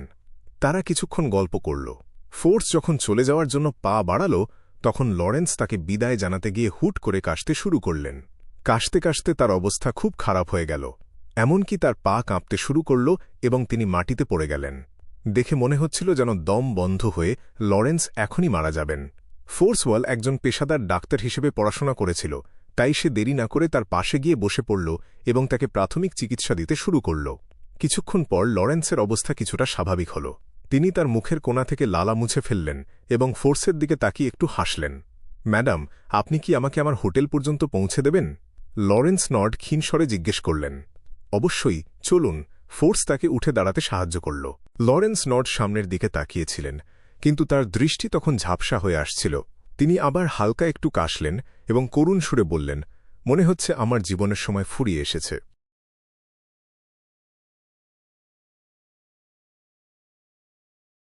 চ্যাপ্টার 404 সোপর্দ করা। ওয়েস্ট বারো, কার্ল পেন্সা হোটেল। ফোর্সওয়াল লরেন্স নডকে তার ঘরে ঢুকতে সাহায্য করল এবং তাকে বিছানায় শুইয়ে দিল। হোটেলটা বেশ বিলাসবহুল ছিল। ওয়াশরুম বাদে সবখানেই মোটা আর নরম ধোঁয়াটে হলুদ রঙের কার্পেট বিছানো ছিল। দেয়ালের গায়ে বিখ্যাত সব তেলচিত্রের নকল টাঙানো থাকল। লরেন্স নড হাঁসফাঁস করে বাতাসের জন্য চেষ্টা করতে করতে বলল, ধন্যবাদ মিস ফোর্সওয়াল, আর একজন মৃতপ্রায় মানুষকে মাথা নিচু করে সম্মান করতে না পারার জন্য দয়া করে মাফ করবেন।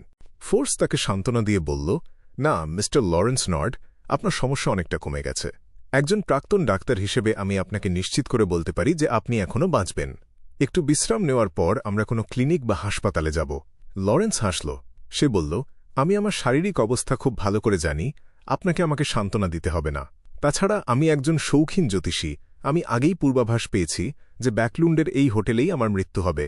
সামান্য কিছু গোপনীয়তা বাদে তার বলা প্রতিটি কথাই সত্যি ছিল। লরেন্স নডের বয়স এখন ৮০-র কাছাকাছি। সে আগের সেই শক্তিশালী আর প্রাণবন্ত যুবক নেই। যদি সিকোয়েন্সের যেসব পোষণ তার শরীরের গঠন উন্নত করেছিল সেগুলো না থাকত, তবে হয়তো অনেক আগেই সে কোনো সাধারণ গোরস্থানে মাটি চাপা পড়ত। মূলত লরেন্স ভেবেছিল সে আরও ১০ বছর বাঁচতে পারবে, কিন্তু কে জানত যে প্রাক্তন ট্র্যাভেলার বোটিসের কারণে একটা বিদ্রোহের মুখে পড়তে হবে তাকে। অরোরা অর্ডারের হাতে সে বেশ গুরুতরভাবে আহত হয়েছিল এবং সেই বিপর্যয়ে তার পরিবারের বাকি সবাই মারা গিয়েছিল। এই ঘটনা লরেন্স নডকে অনেক বড় ধাক্কা দিয়েছিল এবং সে প্রায় আর সুস্থ হয়ে উঠতে পারেনি। ব্যাকলুন্ডে তার ভাইদের আর তাদের বংশধরদের খোঁজ করে সে কেবল তাদের মৃত্যুর খবরই পেয়েছিল, যা তার মানসিক অবস্থাকে আবারও চরম বিপর্যয়ের মুখে ঠেলে দেয়। এই সবকিছুর প্রভাবে লরেন্স স্পষ্টভাবে বুঝতে পারছিল যে তার জীবন শেষ হয়ে এসেছে। তার প্রাথমিক পরিকল্পনা ছিল লাউবেরো এবং অলিসার কবরে গিয়ে একগুচ্ছ ফুল দেওয়া। সে সাথে সাথেই ফিরে গিয়ে এল্ডার কাউন্সিলের অন্য সদস্যদের সাথে দেখা করে তার মৃত্যুর আগে সবকিছু ঠিকঠাক করে নিতে চেয়েছিল, কিন্তু বয়স্ক মানুষ হওয়ায় তার শরীরের অবস্থা আর তার নিয়ন্ত্রণে ছিল না। ফোর্সওয়ালের উত্তরের অপেক্ষা না করেই লরেন্স তার আধখোলা কোটের ভেতরের পকেট থেকে হাতের তালু সমান একটা নোটবুক বের করার চেষ্টা করল। নোটবুকের শক্ত কাগজের প্রচ্ছদ ছিল ব্রোঞ্জ সবুজ রঙের, যা দেখে একটা প্রাচীন অনুভূতি হচ্ছিল। তার ওপর প্রাচীন ফেইসাক ভাষায় লেখা ছিল, আমি এলাম, আমি দেখলাম, আমি নথিবদ্ধ করলাম। লরেন্স নড নোটবুকটা তার বুকের ওপর থাকা কম্বলের ওপর রাখল এবং একটা গভীর শ্বাস নিল। সে বলল, মিস ফোর্সওয়াল, যদি আমি এখানে মারা যাই আপনি কি আমাকে এটা প্রিটজ হারবারে পাঠিয়ে দিতে সাহায্য করতে পারেন? ফোর্স জোর দিয়ে বলল, মিস্টার লরেন্স নড, আপনি ঠিক হয়ে যাবেন। একই সাথে সে অবচেতনভাবে নোটবুকটার দিকে তাকাল এবং দেখল সেটা মোটেও মোটা নয়। ভেতরে মোট ৩ ধরনের কাগজ ছিল। এক ধরনের হলুদ চর্মপত্র ছিল, যেটার পাতা খুব কম ছিল। অন্যটা ছিল কালচে হলুদ ছাগলের চামড়ার তৈরি এবং সেটার পাতার সংখ্যা মোটামুটি মাঝারি রকম ছিল। শেষটা ছিল সাধারণ সাদা কাগজ এবং সেটার সংখ্যাই সবচেয়ে বেশি ছিল। লরেন্স নড অনেক কষ্টে হেসে বলল, আমি বলছি যে মিস ফোর্স, আপনি কি সাহায্য করবেন? ফোর্সওয়াল মাথা নেড়ে বলল, প্রিটজ হারবার খুব বেশি দূরে নয়, এটা এমনকি কোনো ভ্রমণও নয়। যদি খুব তাড়াহুড়ো থাকে তবে আমি স্টিম লোকোমোটিভ নিয়ে আধাবেলার মধ্যেই ঘুরে আসতে পারব। লরেন্স স্বস্তির নিঃশ্বাস ফেলল এবং তার মন যেন কিছুটা চাঙ্গা হয়ে উঠল। সে বলল, আমি মারা যাওয়ার পর 10 মিনিট অপেক্ষা করবেন। আমার শরীর থেকে জলজলে বস্তুটা বের করে নেবেন এবং তারপর এই নোটবুকটার সাথে সেটা প্রিটজ হারবারের ফিশারম্যান অ্যাসোসিয়েশনে ডোরিয়ান গ্রের কাছে পাঠিয়ে দেবেন। আমার মানিব্যাগে থাকা ৪২ পাউন্ড নগদ টাকা আপনার পুরস্কার এবং কৃতজ্ঞতা হিসেবে থাকবে। আর আমার এই পোশাকগুলো আমার সাথেই ছাই হয়ে যেতে দিন। ফোর্স আন্তরিকভাবে বলল, না, আপনাকে আমাকে কিছু দিতে হবে না, আপনি ঠিক হয়ে যাবেন মিস্টার লরেন্স নড। লরেন্স যেন ফোর্সের কথা শুনতেই পায়নি। সে নিজের মনেই ফিসফিস করে বলল, হয়তো ডোরিয়ান গ্রে আপনাকে অতিরিক্ত পুরস্কার দেবে, তবে সেটা আপনার ওপর নির্ভর করছে। আমি আপনাকে বিশ্বাস করি। অলিসার ঘটনা থেকে আমি বুঝতে পেরেছি যে আপনি একটা ভালো মেয়ে। হঠাৎ করেই তাকে বেশ সজাগ মনে হল এবং সে ফোর্সওয়ালকে বলল, মিস ফোর্স, আপনি কি একতলায় গিয়ে আমার জন্য এক জগ পানি নিয়ে আসতে পারেন? ওয়েটার কখন আসবে আমি জানি না। অবশ্যই। কোনো কিছু চিন্তা না করেই ফোর্স একটা পানির জগ নিল এবং ঘর থেকে বেরিয়ে গেল। কয়েক পা হাঁটার পর হঠাৎ ফোর্সের মনে হলো কোথাও যেন ভুল হচ্ছে। তার হাতের জগটা ভারী ছিল এবং পরিষ্কারভাবেই সেখানে অনেক পানি ছিল। সে যখনই ফিরে গিয়ে জিজ্ঞাসা করতে যাবে, ঠিক তখনই ঘরের ভেতরে আধ্যাত্মিকতার এক শক্তিশালী কম্পন অনুভব করল। সেটা ছিল এক মুহূর্তের জন্য ফোর্স ওয়াল স্থির হয়ে দাঁড়িয়ে থাকল এবং তারপর সে বুঝতে পারল মিস্টার লরেন্স নড কী করার চেষ্টা করছেন। মৃত্যু ঘনিয়ে আসায় সে পরিষ্কার বুঝতে পারছিল যে তার শরীরে কোনো সমস্যা হচ্ছে। সে নিয়ন্ত্রণ হারিয়ে কোনো দানবে পরিণত হতে ভয় পাচ্ছিল। সে দানব হিসেবে নয়, বরং একজন মানুষ হিসেবে মরতে চেয়েছিল, তাই সে নিজেই নিজের জীবন শেষ করার সিদ্ধান্ত নিল। একজন বিয়ন্ডারের জন্য এটাই ছিল শেষ শালীনতা। অবশ্যই সে যদি দানবে পরিণত হতো তবে তার সব পরিকল্পনা ভেস্তে যেত। এই কথা ভেবে ফোর্সের মন খারাপ হয়ে গেল। সে ঘরের বাইরে প্রায় 10 মিনিট অপেক্ষা করল এবং তারপর দরজা ধাক্কা দিয়ে ভেতরে ঢুকল। সে দেখল লরেন্স নড বিছানায় নিঃশব্দে শুয়ে আছে। তাকে দেখে মনে হচ্ছিল সে অনেক বেশি বুড়ো হয়ে গেছে। তার পাশে চোখের সমান বড় একটা হীরা পড়েছিল। জানালা দিয়ে আসা আলো সেই হীরায় প্রতিফলিত হয়ে নক্ষত্রের আলোর মতো এক সুন্দর দৃশ্য তৈরি করছিল। ফোর্স ওয়াল একটা দীর্ঘশ্বাস ফেলল এবং তাকে সাবধানে পরীক্ষা করল। সে দেখল লরেন্সের মৃত্যুর কারণ ছিল হৃদযন্ত্রের সাধারণ ক্রিয়া বন্ধ হয়ে যাওয়া। 15 মিন্স্ক স্ট্রিট। বাড়ি ফেরার পর ক্লাইন মোরেত্তি কিছুক্ষণ বিশ্রাম নিল। তারপর সে ধূসর কুয়াশার ওপরে যাওয়ার কথা ভাবল, কারণ উইল অসেপ্টিনের পরিস্থিতি নিয়ে ভবিষ্যদ্বাণী করার পরিকল্পনা ছিল তার। ক্লাইন কোনার আবর্জনার স্তূপ থেকে কাগজের সারসটা উড়িয়ে এনে তার সামনের লম্বা ব্রোঞ্জ টেবিলের ওপর রাখল। তারপর সে তার আস্তিনের সাথে পেঁচানো পোখরাজ পেন্ডেন্টটা বের করল। বাম হাতে স্পিরিট পেন্ডেন্টটা ধরে ক্লাইন মোরেত্তি তার অবস্থা ঠিক করার জন্য মেডিটেশনে বসল এবং গোরস্থানের বাইরের বনের সেই দৃশ্যগুলো মনে করার চেষ্টা করল। সে হয়তো কিছু ছোটখাটো বিষয় খেয়াল করেনি, কিন্তু তার আধ্যাত্মিকতা যে কিছুই মিস করবে না সে বিষয়ে সে নিশ্চিত ছিল। এই ভবিষ্যদ্বাণী মূলত এই পয়েন্টটা ব্যবহার করে এবং ধূসর কুয়াশার ওপর নির্ভর করে সব বিভ্রান্তি দূর করার জন্য ছিল। প্রস্তুতি শেষ করার পর ক্লাইন মোরেত্তি এক টুকরো ছাগলের চামড়ার কাগজ বের করল এবং ভবিষ্যদ্বাণীর বাক্যটা লিখল, উইল অসেপ্টিন পুরোপুরি মৃত। তারপর সে ভবিষ্যদ্বাণীর বাক্যের পাশে কাগজের সার্সটা রাখল এবং পোখরাজ পেন্ডেন্টটা প্রায় অক্ষরের কাছে নিয়ে গেল। মেডিটেশনে ঢুকে এবং স্পিরিট ডাউজিংয়ের সব ধাপ শেষ করার পর ক্লাইন চোখ খুলল এবং ফলাফল দেখল। পোখরাজ পেন্ডেন্টটা খুব দ্রুত এবং বড় আকারে ঘড়ির কাঁটার উল্টো দিকে ঘুরছিল। এটার মানে ফলাফল নেতিবাচক। তার মানে উইল অসেপ্টিন পুরোপুরি মারা যায়নি। এটা ক্লাইন অবাক হল, কিন্তু মনে হচ্ছিল এটা তার ধারণার মধ্যেই ছিল। সে কিছুক্ষণ ভাবল এবং তারপর ভবিষ্যদ্বাণীর বাক্যটা পরিবর্তন করে লিখল, ওই লাশটা উইল অসেপ্টিনের ছিল। এবার স্পিরিট পেন্ডেন্ট ইতিবাচক ফলাফল দিল। লাশটা সত্যি উইল অসেপ্টিনেরই ছিল। ক্লাইন মোরেত্তির মাথায় একটা বুদ্ধি এল এবং সে নতুন একটা বাক্য লিখল, উইল অসেপ্টিনের লাশ পুনরুজ্জীবিত হবে। শান্তভাবে কিছুক্ষণ ভবিষ্যদ্বাণী করার পর ক্লাইন ইঙ্গিতটা দেখতে পেল। পেন্ডেন্টটা দ্রুত গতিতে ঘড়ির কাঁটার উল্টো দিকে ঘুরছিল। তার মানে উইল অসেপ্টিনের লাশ পুনরুজ্জীবিত হবে না, অন্য কথায় কোনো পুনর্জন্ম হবে না।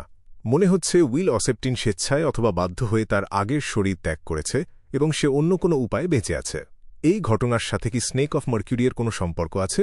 ক্লাইন মোরেত্তি আরও কিছু তথ্য জানার চেষ্টা করল, কিন্তু সে বারবার ব্যর্থ হল। এমনকি উইল অসেপ্টিনের বর্তমান অবস্থা লিখেও কোনো কাজ হল না। যাই হোক, সে স্বপ্ন ভবিষ্যদ্বাণী ব্যবহার করে আবারও চেষ্টা করল এবং জিজ্ঞাসা করল উইল অসেপ্টিনের বর্তমান অবস্থান। সে একই রকম একটা দৃশ্য দেখল, একটা অন্ধকার ঘর যেখানে পানির শব্দ শোনা যাচ্ছে। তবে এই দৃশ্য তাকে যে অনুভূতি দিচ্ছিল তা আগের চেয়ে কিছুটা আলাদা ছিল। থাক, এটার পেছনে আর সময় নষ্ট করার দরকার নেই। ক্লাইন কোনোভাবেই এতে জড়াতে চাচ্ছিল না। সে তার স্পিরিট পেন্ডেন্টটা সরিয়ে রাখল এবং বাস্তব পৃথিবীতে ফিরে আসার জন্য প্রস্তুত হল। আগের ভবিষ্যদ্বাণী এবং যা যা ঘটেছিল তা থেকে উইল অসেপ্টিন সম্পর্কে ক্লাইন মোরেত্তির একটা নিজস্ব তত্ত্ব ছিল, কিন্তু সে সেটা নিশ্চিত করতে পারছিল না। তার সন্দেহ হচ্ছিল যে উইল অসেপ্টিন হয়তো আরেকজন স্নেক অফ মার্কিউরি। সিকোয়েন্স এক হিসেবে একজন স্নেক অফ মার্কিউরি একমাত্র নয়, একই সময় সর্বোচ্চ 3 জন থাকতে পারে। ভাগ্যের এই সাপ, যে প্রাকৃতিকভাবেই ভাগ্যকে নিয়ন্ত্রণ করে, সে কাগজের সারসের মাধ্যমে অ্যারনের অ্যাস্ট্রাল প্রজেকশন খুঁজে বের করে তাকে একটা মিথ্যা ইঙ্গিত দেখাতে পেরেছিল। নিঃসন্দেহে তার একজনের ভাগ্য পরিবর্তন করার ক্ষমতাও আছে। কোনো কারণে উইল অসেপ্টিন দুর্বল হয়ে পড়েছিল এবং দ্বিতীয় একজন স্নেক অফ মার্কিউরির হুমকিতে ছিল। সে যা কিছু করেছিল তা ছিল মূলত তার প্রতিপক্ষের হাত থেকে বাঁচার জন্য। তাদের দ্বন্দ্বের কারণ খুব সাধারণ ছিল। সিকোয়েন্স 0 না থাকলে একই সময় 3 জন সিকোয়েন্স 1 থাকতে পারে, কিন্তু একবার সিকোয়েন্স 0 তৈরি হয়ে গেলে আর কোনো সিকোয়েন্স 1 থাকতে পারে। এই বাক্যের গুরুত্ব ব্ল্যাক এম্পারার পোর্শনের ফর্মুলায় পরিষ্কারভাবে বলা আছে। রেসিপির প্রধান উপাদানের একটা ছিল প্রিন্স অফ অ্যাবলিশন এর 2টা বিয়ন্ডার ক্যারেক্টারিস্টিক্স। প্রিন্স অফ অ্যাবলিশন হল ব্ল্যাক এম্পারার পাথওয়ের সিকোয়েন্স 1। সিকোয়েন্স 1 হিসেবে কেউ যদি সিকোয়েন্স 0-তে পৌঁছাতে চায় তবে তাকে একই পাথওয়ের অন্য 2জন সিকোয়েন্স 1-এর সব বিয়ন্ডার ক্যারেক্টারিস্টিক্স সংগ্রহ করতে হবে। এই অনুমানের কথা ভেবে ক্লাইন মোরেত্তি উইল অসেপ্টিনের কেসটাতে জড়িয়ে পড়ার ব্যাপারে আরও বেশি ভয় পাচ্ছিল। যদি আমার অনুমান ঠিক হয় তবে এটা হবে আসল ঈশ্বরদের লড়াই, আর আমি কোনোভাবেই এতে নিজেকে জড়াতে পারব না। ক্লাইন মোরেত্তির আধ্যাত্মিকতা নিচে নেমে এলো এবং সে ধূসর কুয়াশার ওপরের সেই প্রাচীন প্রাসাদ থেকে অদৃশ্য হয়ে গেল। ইমপ্রেস 12-র এক সাধারণ বাড়িতে মিস্টার এর আয়োজিত বিয়ন্ডারদের সভা যথাসময়ে শুরু হল। ফোর্স ওয়াল এবং শিও দেরেচা তাদের পোশাক পরিবর্তন করেছিল। তারা আয়রন ব্ল্যাক মাস্ক পরা গ্লেন্টের সাথে হলে ঢুকল। তারা ইচ্ছামতো একটা সিট বেছে নিয়ে বসে পড়ল। সভা শুরু হওয়ার আগে গ্লেন্ট তার প্রয়োজনগুলো লিখে ওয়েটারদের দিল। সে একই সাথে দেবীর কাছে প্রার্থনা করছিল যাতে পরে সে কোনো সাড়া পায়। সবসময়ের মতোই ফোর্স তার সাধারণ অলসতা বজায় রাখল এবং এবার সে ব্যতিক্রমভাবে একটা হুড দিয়ে নিজেকে ঢেকে রেখেছিল, যার ছায়ায় তার মুখ দেখা যাচ্ছিল না। সে মিস্টার লরেন্স নর্ডের পরিস্থিতির কথা ভাবছিল। সে খুব ভালো করেই জানত যে চোখের সমান বড় ওই হীরাটা আসলে কি। সেটা লরেন্সের রেখে যাওয়া একটা বিয়ন্ডার ক্যারেক্টারিস্টিক্স। তবে আপাতত সে নিশ্চিত হতে পারছিল না যে এটা কোনো সিকোয়েন্সের। ফোর্সওয়াল নোটবুকটার পাতা উল্টিয়েছিল এবং দেখেছিল যে অনেক পাতাই এখনও খালি। লেখা অংশগুলো সব ধরনের অদ্ভুত, রহস্যময় চিহ্ন আর ম্যাজিক লেবেলে ভরা ছিল, যা তার জানার বাইরে। সেটা কি তা গুরুত্বপূর্ণ নয়? গুরুত্বপূর্ণ হলো আমি আমার কথা রাখছি কিনা, ফোর্স নিজেকে সতর্ক করল। ঠিক এই সময় মিস্টার এ, যিনি একটা সোফায় বসেছিলেন এবং অনেক বড় একটা হুড পরেছিলেন, কর্কশ কণ্ঠে বললেন, আমার একটা মিশন আছে। তথাকথিত ফুলকে যারা বিশ্বাস করে এমন মানুষদের খুঁজে পেতে আমাকে সাহায্য করুন। ফোর্সওয়াল সাথে সাথেই বাস্তবে ফিরে এলো।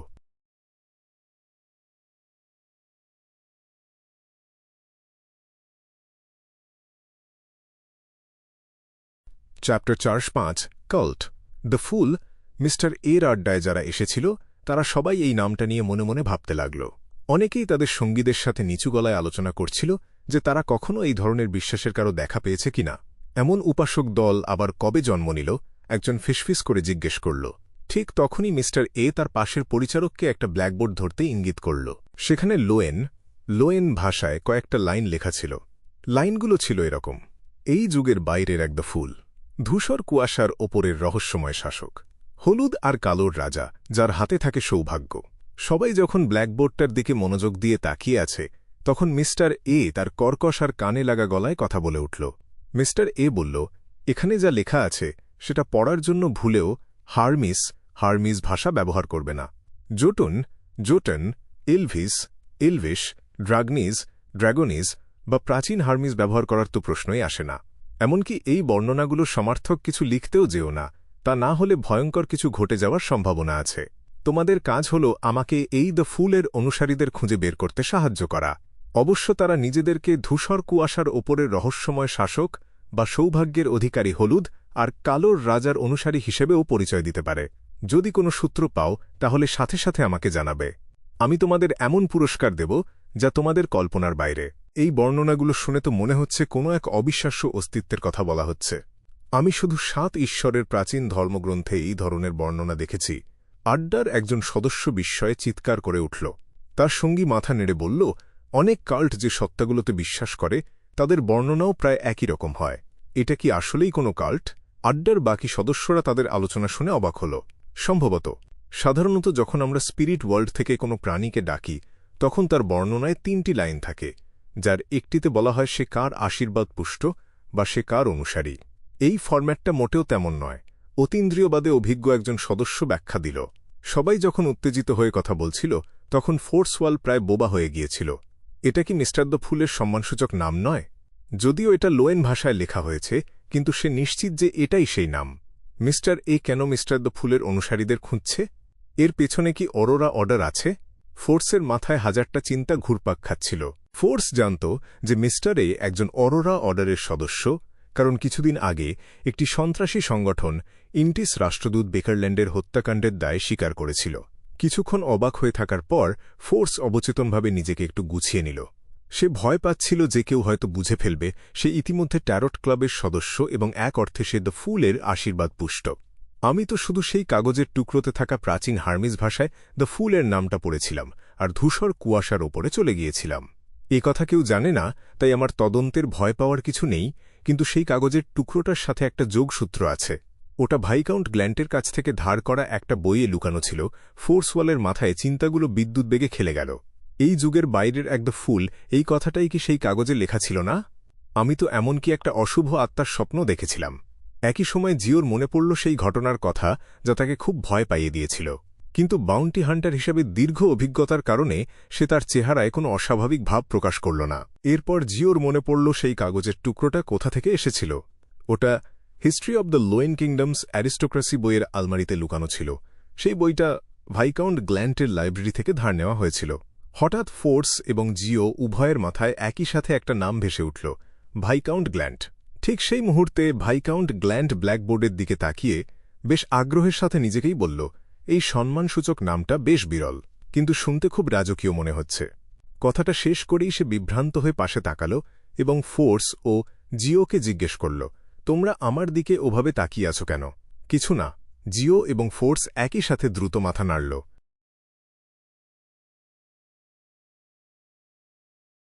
রাতের খাবারের পর একটা খুব সুন্দর করে সাজানো বাড়িতে অড্রে হল প্রবেশ করল।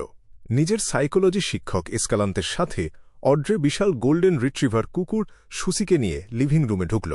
গত সপ্তাহে ঠিক করা একাডেমিক মিটিংয়ে অংশ নিতেই তার এখানে আসা। অড্রে হলের সাথে আসা পরিচারিকা আর দেহরক্ষীরা বাইরেই থেকে গেল, আর সে সুসিকে নিয়ে একটা প্রশস্ত ঘরের দিকে হেঁটে গেল। সেই ঘরে কেন জানি গ্যাসের বাতিগুলো জ্বালানো ছিল না, শুধু কফি টেবিল আর আলমারির ওপর রাখা সোনালি মোমদানির আলোয় ঘরটা আলোকিত হয়েছিল। অড্রে হল চারপাশটা ভালো করে দেখার আগেই দেখল ত্রিশোর্ধ্ব এক ভদ্রলোক তার দিকে এগিয়ে আসছেন। তার গায়ে ছিল ধূসর রঙের টেলকোট। ইনি এই জায়গার মালিক মিস্টার স্টিফেন হ্যাম্প্রেস, একজন আসবাবপত্র ব্যবসায়ী। লম্বা চুলের এসকালান্তে পরিচয় করিয়ে দিল। এসকালান্তে যখন অড্রের পরিচয় দিতে যাচ্ছিল, ঠিক তখনই স্টিফেন হ্যাম্প্রেস হাসতে হাসতে বাধা দিয়ে বলল, এসকালান্তে কিছু বলো না, আমাকে একটু আন্দাজ করতে দাও। তার গোঁফ জোড়া খুব সুন্দর করে ছাঁটা ছিল, আর চোখগুলো ছিল গাঢ় বাদামি। তাকে দেখে খুব মার্জিত আর ভদ্র মনে হচ্ছিল। আসবাবপত্র ব্যবসায়ী নয়, বরং কোনো বিশ্ববিদ্যালয়ের শিক্ষক মনে হচ্ছিল। অড্রে হলোকে কয়েকবার ভালো করে দেখে হাসি মুখে স্টিফেন বলল, এসকালান্তে শুধু বলেছিল যে আপনি তার ছাত্রী। হি, আমার বিশ্বাস আপনি একজন উচ্চবংশীয় নারী, এবং আপনি শুধু রূপসীই নন, শিক্ষিতা ও বুদ্ধিমতীও বটে। আপনার জীবনযাত্রার মান কমে যাওয়া নিয়ে আপনাকে মোটেও দুশ্চিন্তা করতে হবে না। আপনি কিছুটা উত্তেজিত, খুব কৌতূহলী, সহজ সরল এবং একই সাথে ভালোবাসায় পূর্ণ। অবশ্য সবচেয়ে বড় সত্যিটা হলো আপনি অসম্ভব সুন্দর, ঠিক যেন স্বর্গের কোনো দেবদূত। শেষে একটা ছোট কৌতুক করে স্টিফেন হ্যাম্প্রেস তার হাত বুকের ওপর রাখল এবং মাথা নিচু করে অভিবাদন জানিয়ে বলল, স্বাগতম সুন্দরী মিস অ্যাঞ্জেল। আপনার কথা ঠিক আছে, সাইকোলজি অ্যালকেমিস্টসের সদস্য হিসেবে যেমনটা আশা করা যায়। তবে আপনি যা দেখেছেন সেটা কয়েক মাস আগের অড্রে। এটা এখন আমার একটা মুখোশ মাত্র। অড্রে মনে মনে হাসল। অড্রে হল তার মুখে বিস্ময়ের ছাপ ফুটিয়ে বলল, আপনি কি আমাকে আগে থেকে চিনতেন মিস্টার হ্যাম্প্রেস? সে তার অবাক হওয়ার ভঙ্গিটা খুব বেশিক্ষণ মুখে ধরে রাখল না, কারণ সে জানে এমন আবেগগুলো খুব ক্ষণস্থায়ী হয়। যদি কেউ কয়েক সেকেন্ড ধরে অবাক হয়ে থাকে, তবে বুঝতে হবে সে অভিনয় করছে। অড্রে আগে এটা খেয়াল করেনি, কিন্তু এতদিন অন্যদের অভিনয় দেখতে দেখতে সে নিজেও অনেক নিয়ম শিখে ফেলেছে। না, আমি এখনও আপনাকে চিনি না। এটা শুধু একজন মনোবিজ্ঞান অনুরাগীর প্রাথমিক পর্যবেক্ষণ ক্ষমতা। স্টিফেন হ্যাম্প্রেস হাসল। তার কথা শেষ হওয়ার আগেই অড্রে চারপাশ দেখে নিজের সিদ্ধান্ত নিয়ে ফেলেছিল। তার পোশাক আর ঘরের সাজসজ্জা দেখে বোঝা যাচ্ছে সে মানুষের কাছে নিজের ইমেজ নিয়ে খুব সচেতন। তার বাম হাতের আংটির নীলাটা ছোট নয়, কিন্তু সেটার মান খুব একটা ভালো না। ওটার ওপর কোনো চিহ্ন বা জাদুর সিল নেই। তার আর্থিক অবস্থা যতটা সে দেখাচ্ছে ততটা ভালো নয়। সে আসলে খুব অহংকারী। যদিও সে এখন খুব উৎসাহ দেখাচ্ছে, কিন্তু তার দাঁড়ানোর ভঙ্গি আর পায়ের দিকের অবস্থান দেখে বোঝা যাচ্ছে সে আসলে অনেক কিছু নিয়ে উদ্বিগ্ন এবং খুব সাবধানে কথা বলছে। সে আমার রূপের প্রশংসা করল ঠিকই, কিন্তু যেভাবে একজন পুরুষ একজন নারীর দিকে তাকায় সেভাবে নয়। তার চেহারায় প্রসাধনী ব্যবহারের চিহ্ন আছে, এমনকি তার ভ্রু আঁকা। তার এই সাজগোজ করার ক্ষমতা আমার পরিচারিকা সোলিয়ার মতো ভালো নয়, কিন্তু আমার চেয়ে ভালো সে যে পারফিউম ব্যবহার করেছে তা হল কনফিউশন, যা আমি আগে শুধু নারীদের ব্যবহার করতে দেখেছি। হ্যাঁ, সে সম্ভবত পুরুষদের পছন্দ করে এবং সম্পর্কের ক্ষেত্রে সে নিজেকে নারী সুলভ মনে করে। একই সাথে অড্রে খুব নিপুণভাবে নিজের আগ্রহ প্রকাশ করল। আপনার মতো পর্যবেক্ষণ ক্ষমতা যদি আমার থাকত মিস্টার হ্যাম্প্রেস। কথা বলার সময় অড্রে হল মুখে মিষ্টি হাসি ধরে রাখল। এরপর স্টিফেন আর এসকালান্তের সাথে সেই ঘরের বাকি ৭-৮ জনের সাথে পরিচয় হল। অতীন্দ্রিয়বাদ আর মনোবিজ্ঞানের প্রতি আগ্রহী এই মানুষগুলো হয় কোনো দরিদ্র আভিজাত্য পরিবারের সন্তান, নয়তো বিশ্ববিদ্যালয়ের অধ্যাপক বা খুব ধনী কোনো ঘরের সন্তান। যেমন এক যুবকের বাবা বেকল্যান্ডের সবচেয়ে বিখ্যাত ফিলিপ ডিপার্টমেন্টাল স্টোরের মালিক। পরবর্তী আলোচনায় অড্রে বেশিরভাগ সময় শুধু শুনেই গেল। সে যখনই কথা বলছিল সেটা ছিল মূলত কোনো প্রশ্ন জিজ্ঞেস করার জন্য, যার মাধ্যমে তার কৌতূহল আর জানার আগ্রহ প্রকাশ পাচ্ছিল। এই একাডেমিক আলোচনায় এসকালান্তে এবং স্টিফেন হ্যাম্প্রেস ইচ্ছাকৃতভাবে body of heart and mind, spirit world এবং কালেকটিভ সাবকনশাস নিয়ে কথা তুলল। তারা কিছু অনন্য দৃষ্টিভঙ্গি শেয়ার করল, যা অড্রের মনে জমে থাকা অনেক প্রশ্নের উত্তর পেতে সাহায্য করল। আলোচনা শেষ করে ঘর থেকে বের হওয়ার পর অড্রে হল তার পাশে থাকা এসকালান্তের দিকে তাকিয়ে খুব সহজভাবে জিজ্ঞেস করল, মিস এসকালান্তে, আমি কবে মিস্টার হ্যাম্প্রেসের মতো মনোবিজ্ঞানে দক্ষ হতে পারব? এসকালান্তে ঠোঁট বাঁকিয়ে হাসল এবং মাথা কিছুটা কাত করে অড্রের দিকে তাকাল। খুব শীঘ্রই।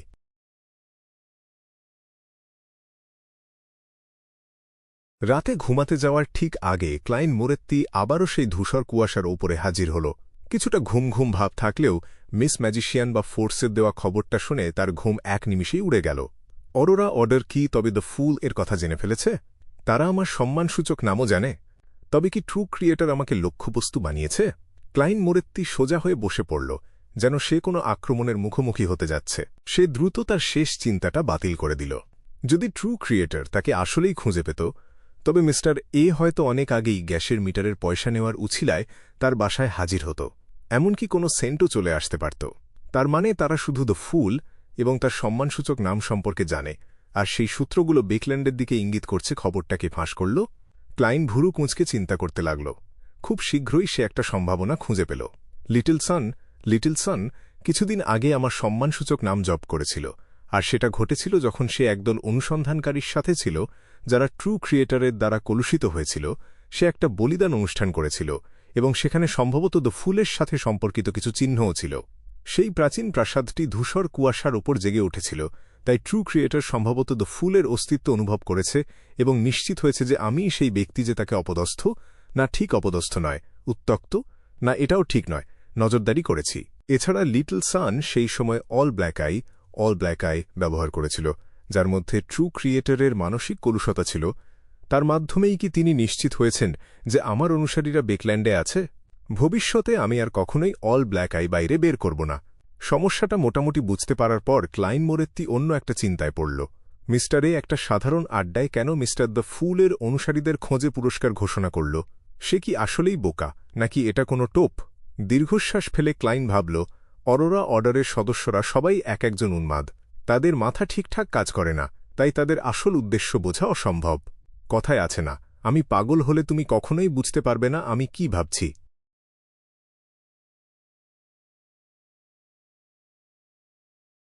চ্যাপ্টার 406, এক আনন্দদায়ক অথচ চরম অসহায় বাস্তবতা। ধূসর কুয়াশার ওপরে সেই বিশাল এবং মহিমান্বিত প্রাসাদটি নীরবে দাঁড়িয়ে আছে। ক্লাইন মোরেত্তি ব্রোঞ্জের তৈরি সেই লম্বা টেবিলটার কিনারায় আঙুল দিয়ে একটা নির্দিষ্ট ছন্দে টোকা দিচ্ছিল। অরোরা অর্ডার আর মিস্টার এর তরফ থেকে আসা হুমকি মোকাবিলা করতে সে কি করতে পারে, সেটা নিয়েই সে এখন ভীষণভাবে ভাবছে। বিপক্ষ দলের আসল উদ্দেশ্যটা কি সেটা বুঝতে ক্লাইনের বেশ কষ্ট হচ্ছিল। তবে ঠিক তখনই তার মাথায় হুট করে একটা বুদ্ধি খেলে গেল। মিস্টার এর নামে রিপোর্ট করে দিলে কেমন হয়? অবৈধ সভা বা সমাবেশের খবরটা কর্তৃপক্ষের কানে পৌঁছে দেওয়া যেতে পারে। মিস ম্যাজিশিয়ানের কাছ থেকে মিস্টার এ যেখানে তার গোপন সভাগুলো করে, সেই আস্তানার হদিশ পাওয়া ক্লাইন মোরেত্তির জন্য কোনো ব্যাপারই না। আর একবার সেই খবর পেয়ে গেলে সে সেটা গোপনে নাইট হক্স, ম্যান্ডেটেড পানিশার অথবা মেশিনারি হাইভ মাইন্ডের কাছে ফাঁস করে দিতে পারবে। অরোরা অর্ডারের একজন ওরাকলের সন্ধান পাওয়া মানে তো বিশাল ব্যাপার, কোনো সংস্থা একে হালকাভাবে নেবে না। আর যখন সেটা ঘটবে, মিস্টার এর নিজের নিরাপত্তা নিয়েই টানাটানি পড়বে। তখন নির্ঘাত সে আর দ্য ফুলের অনুসারীদের খুঁজে বের করার সময় বা সুযোগ কোনোটিই পাবে না। তবে সমস্যা অন্য জায়গায়। এই কাজটা করতে গেলে একদল নির্দোষ বিয়েন্ডারও ফেঁসে যেতে পারে। ক্লাইন মোরেত্তি সন্দেহ করছে ঠিক এই কারণেই মিস্টার এ সরাসরি দ্য ফুলের অনুসারীদের ধরিয়ে দেওয়ার জন্য পুরস্কার ঘোষণা করেছে। হয়তো সে অনেক আগে থেকেই পালানোর একটা পথ ঠিক করে রেখেছে। কেউ যদি তাকে ধরিয়ে দেয়, তবে সে নিশ্চিত হয়ে যাবে যে আগের সমাবেশের সদস্যদের মধ্যেই কেউ একজন দ্য ফুলের গোপন অনুসারী। সেই মানুষটা আসলে কে সেটা মিস্টার এর কাছে খুব একটা বড় ব্যাপার হবে না। অরোরা অর্ডারের ওই পাগলাটে লোকগুলো আর মিস্টারে যে কোনো চরম ব্যবস্থা নিতে একটুও দ্বিধা করবে না। আর একবার যদি বিয়ন্ডাররা তাদের হাতে ধরা পড়ে, তবে তাদের কারোর পক্ষেই নিজেদের গোপন কথা লুকিয়ে রাখা সম্ভব হবে না। অরোরা অর্ডার কিংবা শেফার্ড পাথওয়ে যারা ট্রু ক্রিয়েটরের প্রতিনিধিত্ব করে, তারা অন্যকে কলুষিত করার ব্যাপারে ওস্তাদ। যখন একজন বিয়ন্ডারের চিন্তাচেতনা পুরোপুরি বিগড়ে যাবে এবং সে মনে প্রাণে ট্রু ক্রিয়েটরকে বিশ্বাস করতে শুরু করবে, তখন আর কি গোপন থাকবে? ক্লাইন মোরেত্তি নিজের চেয়ারে হেলান দিয়ে বসল। সে সবকিছু আবার নতুন করে সাজানোর চেষ্টা করল। ভাবতে ভাবতে সে হঠাৎ একটা মজার ব্যাপার খেয়াল করল। আসলে এই পৃথিবীতে দ্য ফুলের কোনো সত্যিকারের অনুসারী বা আশীর্বাদপুষ্ট কেউ তো নেই। এমনকি টেরোট ক্লাবেও সদস্য সংখ্যা হাতে গোনা কয়েকজন, আর তারা কেউই এই সংক্রান্ত কোনো তথ্য বাইরে ফাঁস করেনি। তার মানে হল অরোরা অর্ডার তন্ন করে খুঁজলেও কোনো কাজের ক্লু খুঁজে পাবে না। ক্লাইন নিজের মনেই বলল, আরে তাই তো। তবে তো চিন্তার কিছুই নেই। একমাত্র খারাপ দিক হল দ্য ফুল এখন ট্রু ক্রিয়েটরের নজরে পড়ে গেছে। যদিও একজন শয়তান ঈশ্বর বা ইভিল গডের নজরে পড়া খুব একটা স্বস্তির বিষয় নয়, তবে আপাতত এটা অন্য কোনো কিছুতে খুব একটা প্রভাব ফেলবে না। ক্লাইন মোরেত্তি চিন্তিতভাবে মাথা নাড়াল। সে এখন পুরো বিষয়টা পানির মতো পরিষ্কার বুঝতে পারছে। এই পুরো ঘটনায় একটা মাত্র খুঁত আছে। একবার সে বেনামি একটা অ্যাকাউন্টের পাসওয়ার্ড হিসেবে প্রাচীন হার্মিজ ভাষায় দ্য ফুল নামটা ব্যবহার করেছিল, কিন্তু স্যাক্রিফিশিয়াল এবং বেস্টুয়াল রিচুয়াল বা ত্যাগ ও আশীর্বাদের আচারগুলো কাজে দেওয়ার পর সেই অ্যাকাউন্টটা সে অনেক আগেই বাদ দিয়ে দিয়েছে। ক্লাইন গত ১.৫ মাস ধরে লক্ষ্য করেছে যে কেউ সেই পাসওয়ার্ডটা কপি করেনি, তাই পরিস্থিতি তার নিয়ন্ত্রণে আছে বলা যায়। তাছাড়া ব্যাংকের কর্মীরা যারা পাসওয়ার্ডটা দেখেছিল তারা এই মিস্টিক জগৎ সম্পর্কে কিছুই জানে না, তাই তারা কাউকে কিছু বলতে পারবে না। আর বিয়ন্ডাররা বড়জোর লোয়েন ভাষায় অনুরোধ করতে পারে, কিন্তু তারা যদি সঠিক মানুষটার সন্ধান পায়ও, তবুও লোয়েন ভাষার সাথে প্রাচীন হার্মিস পাসওয়ার্ডের কোনো মিল খুঁজে পাওয়া অসম্ভব। ক্লাইন ভাবল, যদি কেউ সেটা লিখে রাখত তবে সে সবার আগে সেটা জানতে পারত এবং ব্যবস্থা নিতে পারত। তাছাড়া কেউ যদি পাসওয়ার্ডটার সন্ধান পেয়েও যায়, সেখান থেকে শার্লক মরিয়ার্টি পর্যন্ত পৌঁছানো অনেক কঠিন হবে। ক্লাইন মোরেত্তি প্রতিবার আলাদা আলাদা উপায় ব্যবহার করে। এমনকি মিস জাস্টিসও টাকা জমা দেওয়ার সময় যথেষ্ট সাবধানতা অবলম্বন করে। টেবিলে টোকা দিতে দিতে ক্লাইন একটু হালকা অনুভব করল এবং মৃদু হেসে নিজের মনেই বলল, তোমরা ভাবছ দ্য ফুলের অনেক অনুসারী আছে আর তোমরা অনেক ক্লু পেয়ে যাবে? ভুল, একদম ভুল। দ্য ফুল এর একমাত্র অনুসারী আর আশীর্বাদপুষ্ট লোক কেবল একজনই আছে, আর সেই লোকটা হলাম আমি নিজে।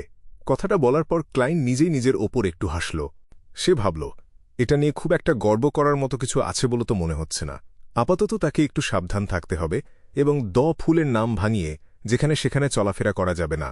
ক্লাইন মোরেত্তি নিজেকে একবার মনে করিয়ে দিল এবং মিস ম্যাজিশিয়ানের প্রার্থনার উত্তর দিতে ফিরে গেল।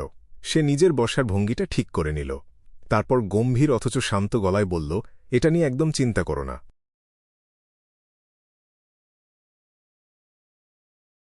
চিন্তা করো না। ফোর্সওয়াল যখন এই উত্তরটা পেল, সে কিছুটা অবাক হলেও পরক্ষণেই ভাবল, এটাই তো স্বাভাবিক। মিস্টার ফুল এর চোখে অরোরা অর্ডার তো একদল পিঁপড়া ছাড়া আর কিছুই নয়। ফোর্স আবারও নিচু স্বরে তার সম্মানসূচক নামগুলো উচ্চারণ করল। সে কৌতূহল সামলাতে না পেরে জিজ্ঞেস করল, মাননীয় মিস্টার ফুল, অরোরা অর্ডার আসলে কোন অস্তিত্বকে বিশ্বাস করে? এরপর সে দেখল ধূসর কুয়াশার মাঝখানে সেই উঁচু পিঠওয়ালা চেয়ারে মিস্টার ফুল বসে আছেন। তিনি খুব আয়েশ করে বললেন, ট্রু ক্রিয়েটর। ট্রু ক্রিয়েটর ফোর্সওয়ালের চোখ দুটো বড় বড় হয়ে গেল। সে সাথে সাথেই বুঝতে পারল কেন মিস্টারে হঠাৎ করে দ্য ফুলের অনুসারীদের খুঁজতে শুরু করেছে। টেরোট ক্লাবের সাহায্যে সিলভার সিটির সেই যুবক ডেরিক বার্গ অভিযাত্রী দলের অস্বাভাবিকতা ফাঁস করে দিয়ে ট্রু ক্রিয়েটরের চক্রান্ত নস্যাৎ করে দিয়েছিল। এই ঘটনার পেছনে আসলে মিস্টার ফুল আর ট্রু ক্রিয়েটরের মধ্যকার একটা বড় লড়াই চলছে। ফোর্সওয়াল আর বেশি কিছু জিজ্ঞেস করার সাহস পেল না। সে দ্রুত আব্রাহাম পরিবারের সদস্যদের সাথে তার দেখা হওয়ার পুরো ঘটনাটা খুলে বলল। সে লরেন্স নর্ডের উইলে কি লেখা ছিল, সেই অদ্ভুত নোটবুক আর পেছনে ফেলে যাওয়া বিয়ন্ডার ক্যারেক্টারিস্টিক বা বৈশিষ্ট্যের কথাও জানাল। সে কিছুটা অনিশ্চিতভাবে পরামর্শ চাইল। মাননীয় মিস্টার ফুল, এখন আমার কি করা উচিত? কি করা উচিত? মিস ম্যাজিশিয়ান তো দেখছি বেশ ভাগ্যবতী। ক্লাইন মনে মনে ভাবল, আমার কেন এমন কোনো ভালো সুযোগ জোটে না? ক্লাইন মোরেত্তি একটা মুচকি হাসি দিয়ে উত্তর দিল, তোমার মন যা চায় সেটাই করো। প্রিটজ হারবার ফিশারম্যান অ্যাসোসিয়েশনের ডোরিয়ান গ্রে যে মিস ম্যাজিশিয়ানের কোনো ক্ষতি করবে না, সেটা নিয়ে ক্লাইন একদমই চিন্তিত নয়। কারণ সে জানে ফোর্সের ব্রেসলেটে এখনও দুটো পাথর আছে, যা ব্যবহার করে সে স্পিরিট ওয়ার্ল্ড বা আত্মাজগতের মধ্য দিয়ে দুবার টেলিপোর্ট করতে পারবে। মন যা চায় সেটাই করব। ফোর্সওয়াল মাথা নিচু করে চিন্তা করতে লাগল। সে বলল, আমি বুঝতে পেরেছি। আপনাকে অনেক ধন্যবাদ মিস্টার ফুল। সে সিদ্ধান্ত নিল কালকেই স্টিম লোকোমোটিভ বা বাষ্পীয় ইঞ্জিনের ট্রেনের একটা টিকিট কাটবে। এই ট্রেনে করে ব্যাকল্যান্ড থেকে প্রিটজ হারবার যেতে বড়জোর 1 ঘণ্টার মতো সময় লাগবে। সবকিছু রিপোর্ট করার পর ফোর্স একটা স্যাক্রিফিশিয়াল এবং বেস্টুয়াল রিচুয়াল করার অনুমতি চাইল। অনুমতি পাওয়ার পর সে ৬০ পাউন্ড নগদ টাকার বদলে শেরিফ বিয়ন্ডার ক্যারেক্টারিস্টিক বা বৈশিষ্ট্যটি বিনিময় করে নিল। কালো লোহা, গাঢ় লাল আর রূপালী রঙের মিশ্রণে তৈরি মুষ্টিবদ্ধ হাতের মতো সেই জিনিসটার দিকে তাকিয়ে ফোর্স বেশ আনন্দ পেল। জিনিসটার গা থেকে একটা চমৎকার আধ্যাত্মিক আভা বের হচ্ছিল। শিও দেরেচা অনেক আগে থেকেই এর বাকি আনুষঙ্গিক উপাদানগুলো জোগাড় করে রেখেছে, তাই খুব শীঘ্রই সে সিকোয়েন্স ৮ বিয়ন্ডার হয়ে যাবে। ফোর্স নিজের মনেই ভাবল, জানি না আমি কবে ট্রিকমাস্টার হতে পারব। আশা করি মিস্টার হ্যাংডম্যান আর বাকিরা আমাকে খুব দ্রুত সঠিক বিয়ন্ডার উপাদানগুলো খুঁজে পেতে সাহায্য করবে। শিও দেরেচা অবচেতনভাবেই একজন আরবিটার বা বিচারক হিসেবে কাজ করে আসছিল, তাই সিকোয়েন্স ৯-এর পোর্শন বা জাদুকরি পানীয় হজম করা নিয়ে তাকে খুব একটা ভাবতে হয়নি। কিন্তু একবার সে শেরিফ হয়ে গেলে তখন সে কি করবে? আমি কি মিস্টার ফুলের কাছে অনুমতি চাইব তাকে অ্যাক্টিং মেথড বা অভিনয় পদ্ধতি শেখানোর জন্য, নাকি তাকে সরাসরি পুলিশ বাহিনীতে যোগ দেওয়ার পরামর্শ দেব?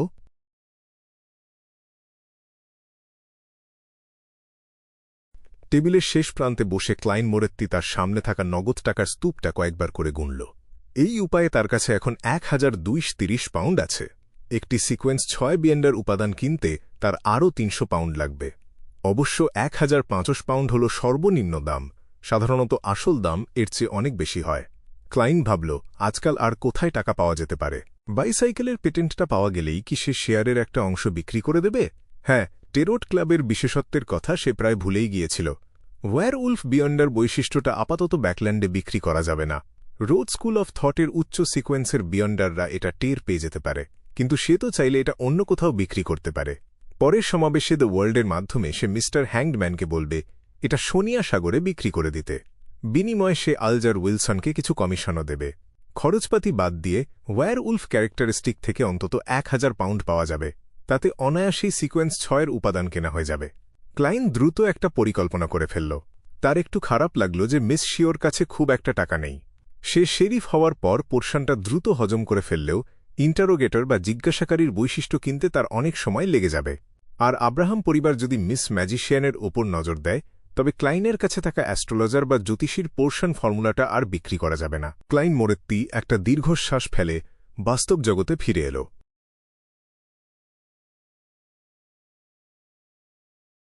বুধবার সকাল। ট্রু ক্রিয়েটর আর অরোরা অর্ডারের হুমকির কারণে ক্লাইন মোরেত্তির ঘুমের কোনো ব্যাঘাত ঘটল না। সে একদম ভোর পর্যন্ত নিশ্চিন্তে ঘুমাল এবং সকালে ঘুম থেকে উঠে হাসি মুখে নাস্তার জন্য একটা দেশি পাই কিনতে বাইরে গেল। আর দেশি পাই খাওয়ার সময় সাথে মিষ্টি আইসটি বা বরফ শীতল চা না হলে যেন ঠিক জমে না। নাস্তা খেতে খেতে খবরের কাগজে চোখ বুলাতেই সে আর্নস্ট ফার্মের একটা বিজ্ঞাপন দেখতে পেল। সেখান থেকে সে জানতে পারল যে কাল রাতে আই অফ উইজডম বা প্রজ্ঞার চোখ একটি বিয়ন্ডার সমাবেশের ডাক দিয়েছে। ক্লাইন ভাবল, এবার আমি বিয়ন্ডার উপাদানগুলো কেনার জন্য অনুরোধ করতে পারব। যদিও সেগুলো পাওয়ার সম্ভাবনা খুব কম, বড়জোর ডিপসি নাগ আর চুলের মতো কিছু সাধারণ উপাদান পাওয়া যেতে পারে। ক্লাইন গুরুত্ব সহকারে ভাবতে লাগল আর কোথায় কোথায় এই উপাদানগুলো পাওয়া যেতে পারে। সে নিজের বাম হাত বাড়িয়ে আঙুলে গুনতে শুরু করল। টেরোট ক্লাব থেকে লিটল সান, মিস্টার হ্যাংডম্যান আর মিস জাস্টিসের মাধ্যম আছে। তাছাড়া আই অফ উইজডমের সমাবেশ তো আছেই। মিস শ্যারন আর ম্যারিকের সাথে আপাতত যোগাযোগ না করাই ভালো। আর কে আছে? ও হ্যাঁ, ভ্যাম্পায়ার এমলিন হোয়াইট আছে তো। সে কি বলেনি যে সে কিছু শক্তিশালী ভ্যাম্পায়ার বা স্যাকুইনদের চিঠি লিখে জানাবে? সামাজিক যোগাযোগ থাকলে এই এক সুবিধা। এই কথা মাথায় আসতেই ক্লাইন মোরেত্তি ঠিক করল সে হারভেস্ট চার্চ বা ফসল কাটার গির্জায় গিয়ে এমলিন হোয়াইটের জন্য অপেক্ষা করবে। যদিও অরোরা অর্ডারের পক্ষে তাকে খুঁজে বের করা অসম্ভব, তবুও তার মনের ভেতর একটা তাড়া কাজ করছে।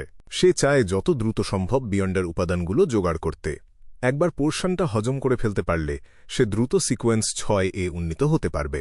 সকাল ১০টা, সাউথ অফ দ্য ব্রিজ বা সেতুর দক্ষিণে রোড স্ট্রিট। নিজের লম্বা কোটটা গায়ে জড়িয়ে ক্লাইন মোরেত্তি তার হ্যাটটা খুলল এবং ছোটখাটো হারভেস্ট চার্চের ভেতরে ঢুকে পড়ল। প্রথম দেখাতেই তার নজরে পড়ল বিশাল দেহি ফাদার বিশপ উট্রাভস্কি আর বাদামি রঙের যাজকের পোশাক পরা এমলিন হোয়াইট। এমলিন বেশ বিরক্ত মুখে মোমবাতিগুলো পরিষ্কার করছিল, যেন এর চেয়ে তার মরে যাওয়াই ভালো। ক্লাইন ভাবল, বাহ, কি চমৎকার কাকতালীয় ব্যাপার। দাঁড়াও, ও কি সারাদিন এখানেই থাকে নাকি? রাতে শুধু বাড়ি যায়? ক্লাইন মোরেত্তি একটা আসন খুঁজে নিয়ে বসে পড়ল। পুরো গির্জায় বড়জোর ৫ জন ভক্ত উপস্থিত ছিল। এমলিন হোয়াইট তাকে দেখতে পেয়ে হাতের নেকড়াটা নামিয়ে রাখল। সে ক্লাইনের কাছে এসে তার পাশের আসনে বসল। ভ্যাম্পায়ারটার চেহারা হঠাৎ করেই বেশ সজীব হয়ে উঠল। সে চিবুক উঁচিয়ে মৃদু হেসে বলল, তুমি হঠাৎ এখানে এসেছ, মানে নিশ্চয়ই কোনো প্রয়োজনে আমার সাহায্য চাইছ, তাই না?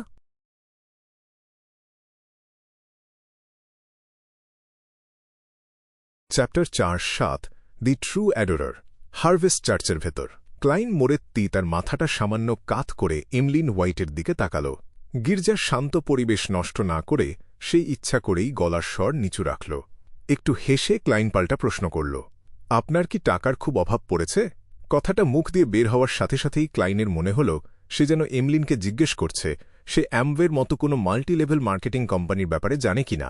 এমলিন হোয়াইট প্রথমে একটু ভড়কে গেল, তারপর অবজ্ঞার সাথে নাক সিটকাল। সে গলার স্বর চড়িয়ে বলল, টাকা দিয়ে একজন অভিজাত স্যাঙ্গুইনকে অপমান করবেন না। ক্লাইন মোরেত্তির সাথে সাথেই বিদ্রুপের হাসি হাসল। তাদের সামনে লম্বা আর চওড়া গড়নের ফাদার উট্রভস্কি প্রার্থনা করছেন। তার দিকে তাকিয়ে ক্লাইন খুব ক্যাজুয়াল ভঙ্গিতে বলল, আমি যতটুকু জানি ওই হাতে বানানো পুতুলগুলোর দাম মোটেও কম নয়। সেগুলোকে বরং বেশ দামিই বলা যায়, বিশেষ করে যেগুলো লম্বায় মানুষের সমান। এমলিন হোয়াইট পাল্টা যুক্তি দেওয়ার জন্য মুখ হাঁ করল, কিন্তু একটা শব্দও তার মুখ দিয়ে বের হল না। কিছুক্ষণ চুপ থেকে সে হালকা করে একটু কাশল, তারপর এমন ভাব করল যেন সে এসবে মোটেও পাত্তা দিচ্ছে না। এমলিন বলল, বলুন তো, আপনি আমার কাছে ঠিক কি সাহায্য চান? আমি এমন কোনো স্যাঙ্গুইন নই যে ধাঁধা পছন্দ করে। ক্লাইন মোরেত্তি পাশের ভ্যাম্পায়ার লোকটার দিকে তাকাল না। সে মৃদু হেসে বলল, আমার এক বন্ধু খুব শীঘ্রই পরবর্তী সিকোয়েন্সে উন্নতি করতে যাচ্ছে। তার জন্য কিছু প্রয়োজনীয় বিয়ান্ডার ইনগ্রেডিয়েন্ট বা উপকরণ দরকার। আমি ভাবছিলাম আপনি কি এই ব্যাপারে কোনো সাহায্য করতে পারবেন? আপনি কি একজন স্যাঙ্গুইনের ক্ষমতা নিয়ে সন্দেহ করছেন? এমলিন হোয়াইট বেশ দম্ভের সাথে বলল, আমার কাছে সেগুলো না থাকলেও আমি আমাদের অভিজাত স্যাঙ্গুইন এক্সেলেন্সেসের কাছে চিঠি লিখে খোঁজ নিতে পারি। ক্লাইন ঠিক এটাই চাচ্ছিল। সে সাথে সাথেই গড়গড় করে একগাদা নাম বলতে শুরু করল। একটি 1000 ফেসড হান্টারের মিউটেটেড পিটুইটারি গ্ল্যান্ড আর 100 মিলিলিটার রক্ত, একটি হিউম্যান স্কিন শ্যাডোয়ের ক্যারেক্টারিস্টিক আর 5টি ডিপসি নাগায়ের চুল। আমি যদি এর মধ্যে যে কোনো একটাও পাই, আমি আপনাকে তার উপযুক্ত দাম দেব। দাম যত কম হবে আপনার পুরস্কার তত বেশি হবে। ক্লাইন মোরেত্তি ইচ্ছা করেই সাধারণ কিছু আনুষঙ্গিক উপকরণের পরিমাণ বাড়িয়ে বলল, যাতে তার কোনো লস না হয়। কোনো তোতলামি ছাড়া ক্লাইনের মুখ থেকে এই বর্ণনাগুলো শুনে এমলিন হোয়াইটের হঠাৎ মনে হল সে যেন কোনো কূটতর্কের ফাঁদে পড়ে গেছে। সে নিজের আবেগ নিয়ন্ত্রণ করে বলল, বিয়ন্ডার ইনগ্রেডিয়েন্টগুলোর দাম কমপক্ষে 100 পাউন্ড হবে, আর বাকি সাধারণ জিনিসের দাম কমপক্ষে 10 পাউন্ড। যদিও আপনি যা চাচ্ছেন সেগুলোর লেভেল সম্পর্কে আমার পরিষ্কার ধারণা নেই, তবে আমি নিশ্চিত যে সেগুলো সস্তা বা সাধারণ কিছু নয়। নইলে আপনি আমার কাছে সাহায্যের জন্য আসতেন না। খুব বুদ্ধিমান ক্লাইন হাসল। সে বলল, চুক্তি হয়ে গেল। এই মুহূর্তে এমলিন হোয়াইটের মনে গভীর সন্দেহ জাগল যে সে হয়তো অনেক কম টাকা চেয়ে ফেলেছে। তাই সে সাথে সাথে যোগ করল, মিস্টার ডিটেকটিভ, আমার মনের ভেতরে গেঁথে দেওয়া ওই সাইকোলজিক্যাল কিউ বা মানসিক আদেশ মুছে ফেলার ব্যাপারে আপনার কাছে কি কোনো ক্লু আছে? ক্লাইন দেখল ফাদার উট্রভস্কি সামনের বেদিতে খুব মন দিয়ে প্রার্থনা করছেন। সে ভ্যাম্পায়ার লোকটার দিকে ফিরে তাকাল। ক্লাইন মোরেত্তি বলল, আমার কাছে সবচেয়ে সহজ একটা উপায় আছে। সেটা কি? এমলিনের লাল চোখ দুটো উজ্জ্বল হয়ে উঠল। বিশপ উট্রভস্কিকে হারিয়ে দিন আর তার কাছ থেকে মেন্টাল টেরর ক্যান্ডেলটা ছিনিয়ে নিন। ক্লাইন হেসে বলল, আপনার বাবা মায়ের সাথে দেখা হওয়ার পর তো আপনাদের যথেষ্ট শক্তি থাকার কথা। 3 জন স্যাঙ্গুইন মিলে কি একজন ডন প্যালাডিনকে হারাতে পারবেন না? এমলিন হোয়াইটের ঠোঁটের কোণ কেঁপে উঠল আর তার মুখের ভাব একেবারে ভেঙে পড়ল। সে হতাশ গলায় বলল, আমরা হেরে গেছি। আমরা তাকে হারাতে পারিনি। আমার বাবা মা তো প্রায় ধরা পড়ে যাচ্ছিলেন। ওই মেন্টাল টেরর ক্যান্ডেলটা সত্যিই খুব অদ্ভুত। তার মানে আপনারা এর মধ্যেই চেষ্টা করে ফেলেছেন, ক্লাইন মনে মনে ভাবল। পুরো পরিবার তো প্রায় ইথ মাদারের ভক্ত হয়ে যাচ্ছিল। 3 জন স্যাঙ্গুইন মিলেও ফাদার উট্রভস্কিকে হারাতে পারল না। মেন্টাল টেরর ক্যান্ডেল আর ব্লাড ট্রান্সফিউজারের সাহায্য নিয়ে ফাদার উট্রভস্কি কি এতটাই ভয়াবহ? নাকি ভ্যাম্পায়াররা আসলে খুব দুর্বল?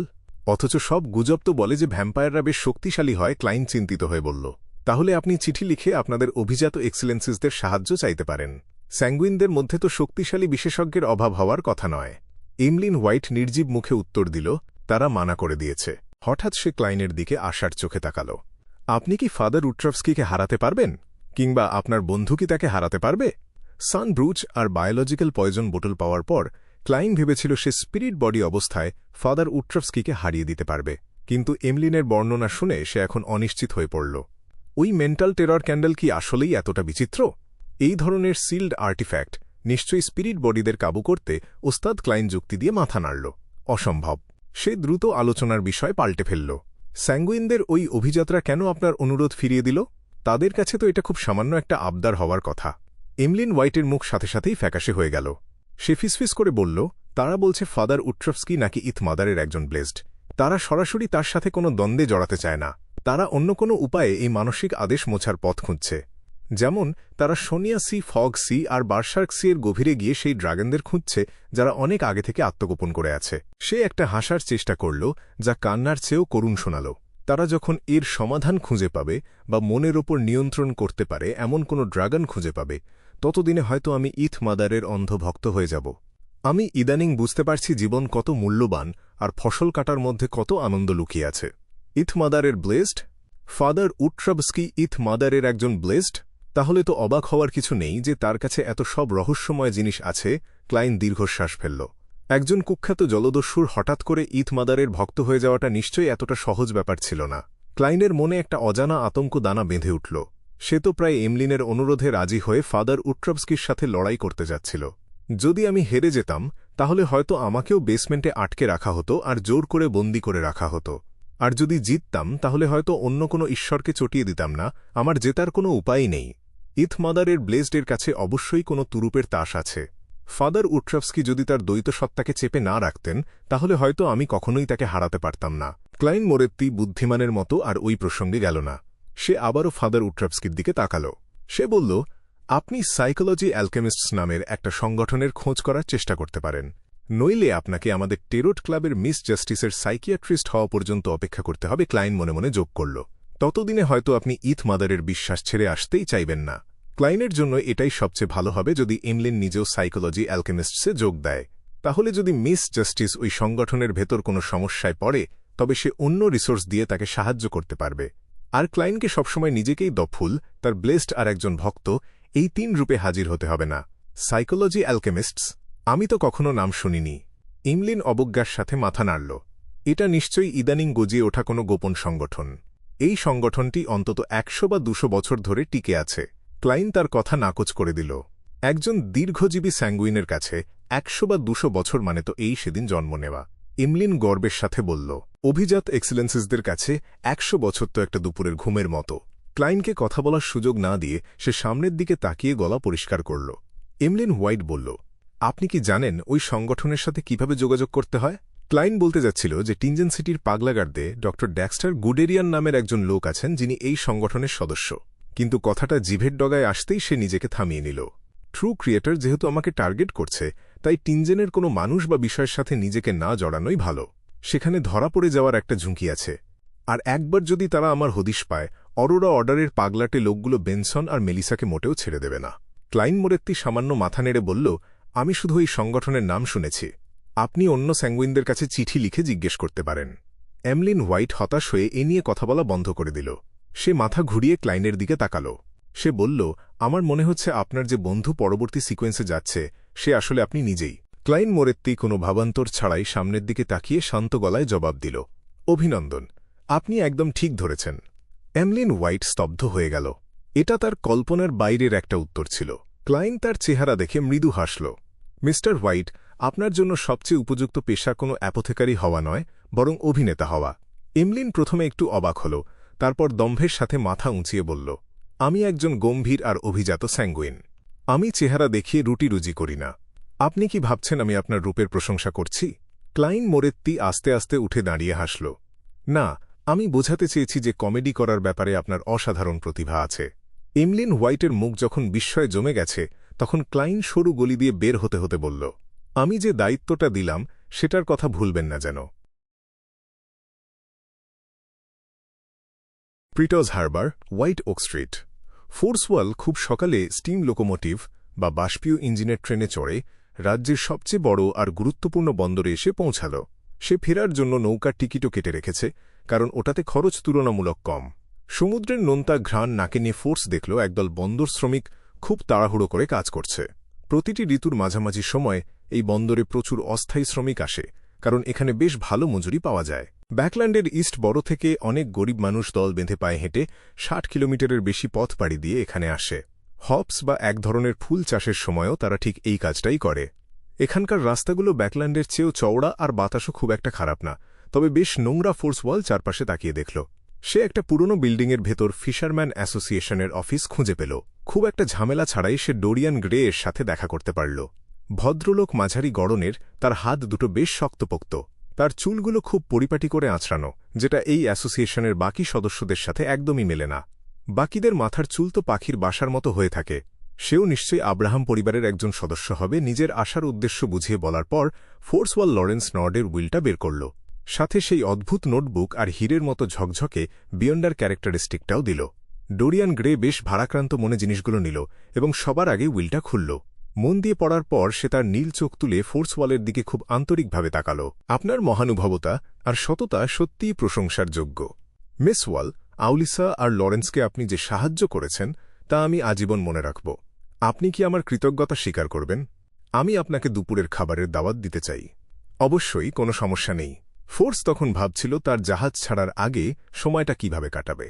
ডোরিয়ান গ্রে সাথে সাথেই তার জন্য পাশের লাউঞ্জে বসার ব্যবস্থা করল। সেখানে তার জন্য ব্ল্যাক টি, নাস্তা আর দেশি বিদেশি ম্যাগাজিনের ব্যবস্থা করা হল। অফিসে ফিরে এসে ওই ভদ্রলোক খুব সতর্কতার সাথে একটা গোপন ক্যাবিনেট খুললেন। সেখান থেকে ডোরিয়ান গ্রে একটি জিনিস বের করলেন। সেটা ছিল একটি পিওর ক্রিস্টাল বল, যেটার ভেতর থেকে উজ্জ্বল আলো বের হচ্ছিল।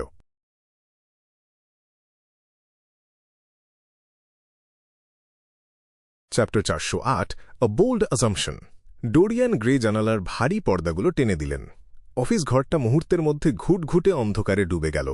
এরপর ডোরিয়ান গ্রে ধীর পায়ে তার চেয়ারে গিয়ে বসলেন। তিনি তার বাম হাতে একটা স্বচ্ছ স্ফটিকের বল ধরলেন। তার ডান হাতের তালু দিয়ে বলটার ওপরের অংশটা আলতো করে ছুঁলেন তিনি। ডোরিয়ান বলটার ওপর বারবার হাত বোলাতে থাকলেন আর নিচু গলায় অস্পষ্ট স্বরে মন্ত্র পড়তে থাকলেন। ধীরে ধীরে সেই স্ফটিক বলের ভেতরে আলোর বিন্দুগুলো উজ্জ্বল থেকে উজ্জ্বলতর হতে শুরু করল। সেগুলো এখন একদম স্পষ্ট দেখা যাচ্ছে। মনে হচ্ছে যেন রাতের আকাশের অজস্র তারা তাদের প্রতিফলন এই স্বচ্ছ বলটার ভেতরে ঢেলে দিয়েছে। ভাগ্যের গতিপথ বোঝার জন্য এই নক্ষত্রগুলো প্রায়ই ব্যবহার করা হয়। কারো জীবনের বিচিত্র সব ঘটনার পরিক্রমা এখানে একের পর এক ভেসে উঠতে লাগল। সেগুলো মিলেমিশে একটা ত্রিমাত্রিক নকশা তৈরি করল। আধ্যাত্মিক জগৎ থেকে আসা অনেক সংকেত আর চিহ্নের মতো সেই নকশাটা ডোরিয়ানের চোখের সামনে দুলছে। ডোরিয়ান গ্রে শেষ পর্যন্ত থামলেন এবং খুব মনোযোগ দিয়ে সেই নকশাটা পর্যবেক্ষণ করতে থাকলেন। ফোর্সওয়াল মিথ্যে বলছিল না। এটাই আসলে ঘটনার আসল গতিপথ। মনে হচ্ছে মেয়েটা আব্রাহাম পরিবারের জন্য বড় কোনো পরিবর্তন নিয়ে আসতে পারবে, আর সেই পরিবর্তনগুলো হবে ইতিবাচক। স্ফটিক বলের ভেতরের আলোটা যখন নিভে এল, ডোরিয়ান তখন উঠে দাঁড়ালেন। তিনি তার মনে মনে একটা সিদ্ধান্ত নিয়ে ফেলেছেন। দুপুরের খাবারের সময় হল। ফোর্সওয়াল আর Dorian Gray four winged bird নামের একটা রেস্তোরাঁয় বসেছেন।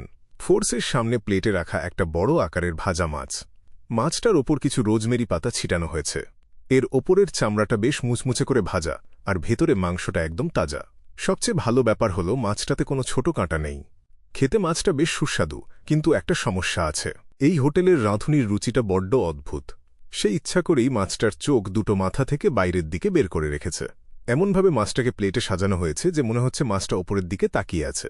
মনে হচ্ছে মাছটা তার এই অকাল মৃত্যুতে খুব অসন্তুষ্ট এবং ক্ষোভ প্রকাশ করছে। ফোর্সওয়াল মাছের মাথাটা একটু নিচু করে দিল। এরপর লেজটা কেটে দিয়ে মাছের সেই উল্টানো চোখের উপর ঢেকে দিল সে। ঠিক সেই সময় ডোরিয়ান গ্রে তার কাঁটা চামচ আর ছুরি হাতে নিলেন। তিনি খুব স্বাভাবিক গলায় বললেন, আউলিসা আধ্যাত্মিকতা বা মিস্টিকজম খুব পছন্দ করত। এই বিষয়ে সে বেশ গবেষণাও করেছিল। তুমি যখন ওর জিনিসপত্র গোছাচ্ছিলে তখন কি এমন কোনো বই, নোটবুক বা অন্য কিছু দেখেছিলে? হ্যাঁ, কিছু নোটবুক আর বই ছিল। ফোর্স সোজাসুজি উত্তর দিল। ফোর্সওয়াল আরও বলল, সেই কারণেই আমি মিস্টিকজম নিয়ে আগ্রহী হয়ে উঠেছি। কিন্তু দুর্ভাগ্যবশত আমি সেখানকার অনেক কিছুই বুঝতে পারতাম না। উদাহরণ হিসেবে স্পিরিট ওয়ার্ল্ডের দৃশ্যগুলোর কথা বলা যেতে পারে। সেগুলো ছিল একদম অদ্ভুত, অযৌক্তিক আর জগাখিচুড়ি টাইপের কিছু। সেখানে কোনো পরিষ্কার ধারণা পাওয়া যেত না। আমি জোর করে পড়ার চেষ্টা করলেও আমার বিরক্তি ধরে যেত। এমনকি পড়ার পর আমি সেগুলো একদম মনে রাখতে পারতাম না। ফোর্স মনে মনে কথাগুলো ভাবল। ডোরিয়ান গ্রে হালকা করে মাথা নাড়লেন এবং একটু হাসলেন। তিনি বললেন, তাহলে তুমি আমার কাছে পরামর্শ নিতে পারো। আমিও মিস্টিকজম নিয়ে বেশ চর্চা করি। নিজেকে এই বিষয়ে দক্ষও বলতে পারি। তাই নাকি? সেটা তো দারুণ হবে। ফোর্স বেশ উৎসাহ নিয়ে উত্তর দিল। ফোর্সকে সত্যিই আগ্রহী দেখে ডোরিয়ান সাথে সাথে আলোচনার বিষয়ে মিস্টিকজমে নিয়ে গেলেন। কখনো তিনি স্পিরিট ওয়ার্ল্ড নিয়ে কথা বলছিলেন, আবার কখনো বা নিজের ধ্যানের অভিজ্ঞতার কথা বলছিলেন। রেস্তোরাঁয় ঢোকার আগে থেকেই ডোরিয়ান গ্রে সব পরিকল্পনা করে রেখেছিলেন। তিনি ইচ্ছা করেই এক কোণায় নির্জন আর শান্ত একটা জায়গা বেছে নিয়েছেন। তাই আশেপাশের লোকজনের তাদের ব্যক্তিগত কথা শুনে ফেলার কোনো ভয় ছিল না। খাবার শেষ করার পর ডোরিয়ান বললেন, আমি জানি না কিভাবে তোমাকে ধন্যবাদ দেব, কিন্তু এখন আমার আর চিন্তার কিছু নেই। হা, লরেন্স তোমাকে পারিশ্রমিক দিয়েছিল ঠিকই, কিন্তু তোমার মহানুভবতা আর সম্মানের তুলনায় সেটা কিছুই না। মিস ওয়াল, তুমি আমাকে চিঠি লিখে মিস্টিকজম নিয়ে যে কোনো প্রশ্ন করতে পারো। আমার কৃতজ্ঞতা প্রকাশের জন্য আমি অন্তত এটুকুই করতে পারি। আমিও আসলে এটাই চাইছিলাম। ফোর্স মোটেও মানা করল না। এতক্ষণের কথাবার্তায় ফোর্সওয়াল বুঝতে পেরেছে যে ডোরিয়ান গ্রের জ্ঞান অনেক গভীর আর গোছানো। প্রাচীন আব্রাহাম পরিবারের সদস্য হওয়ার যোগ্যতা তার পুরোপুরি আছে, আর এটাই ফোর্সের মধ্যে কমতি ছিল। ফোর্স বেন্ডার দুনিয়া নিয়ে অনেক কিছু জানলেও সেগুলো ছিল ভাষা। কয়েকটা সাধারণ বই আর লোকমুখে শোনা তথ্যের ওপর ভিত্তি করে সে এত দূর এসেছে। তার কাছে কোনো গভীর বা পদ্ধতিগত জ্ঞান ছিল না। ফোর্সের উত্তর শুনে ডোরিয়ান তার গ্লাসটা তুললেন এবং হাসলেন। ডোরিয়ান গ্রে বললেন, আমি আশা করি একদিন আমাদেরও রহস্যময় আর অসাধারণ ক্ষমতা থাকবে।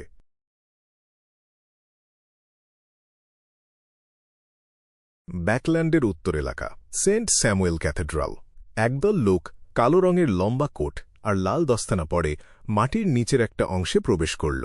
তাদের দলের নেতা একজন 40 বছর বয়সী মানুষ, যার মুখটা খুব শান্ত আর চুলগুলো লম্বা। তিনি একটা বাহারি হ্যাট পরে আছেন আর হাতে একটা সোনালি কাজ করা কালো রঙের লাঠি। তিনি নিঃশব্দে নাইট হকদের একজনকে অনুসরণ করে একটা বিশাল ঘরে ঢুকলেন। ঘরটা বেশ বড় আর সেখানে অনেক বইয়ের তাক আছে। তাকগুলোতে সাজানো রয়েছে অসংখ্য গোপন নথিপত্র। ঘরের ভেতর একটা উঁচু পিঠের চেয়ারে একজন অপূর্ব সুন্দরী মহিলা বসেছিলেন। তার গায়ে ছিল কালো রঙের আলখাল্লা আর চোখে নীল আইশ্যাডো। তিনি নবাগতদের দেখেও উঠে দাঁড়ালেন না। এই মহিলাটি ছিলেন সাবেক স্পিরিট মিডিয়াম ডালি। ডালি তার থুতনি দিয়ে দরজার পাশের টেবিলের দিকে ইশারা করে বললেন, সোয়েস্ট, তোমার দরকারি সব তথ্য ওই টেবিলে রাখা আছে। সোয়েস্ট নামের সেই মধ্যবয়সী লোকটা হাসলেন।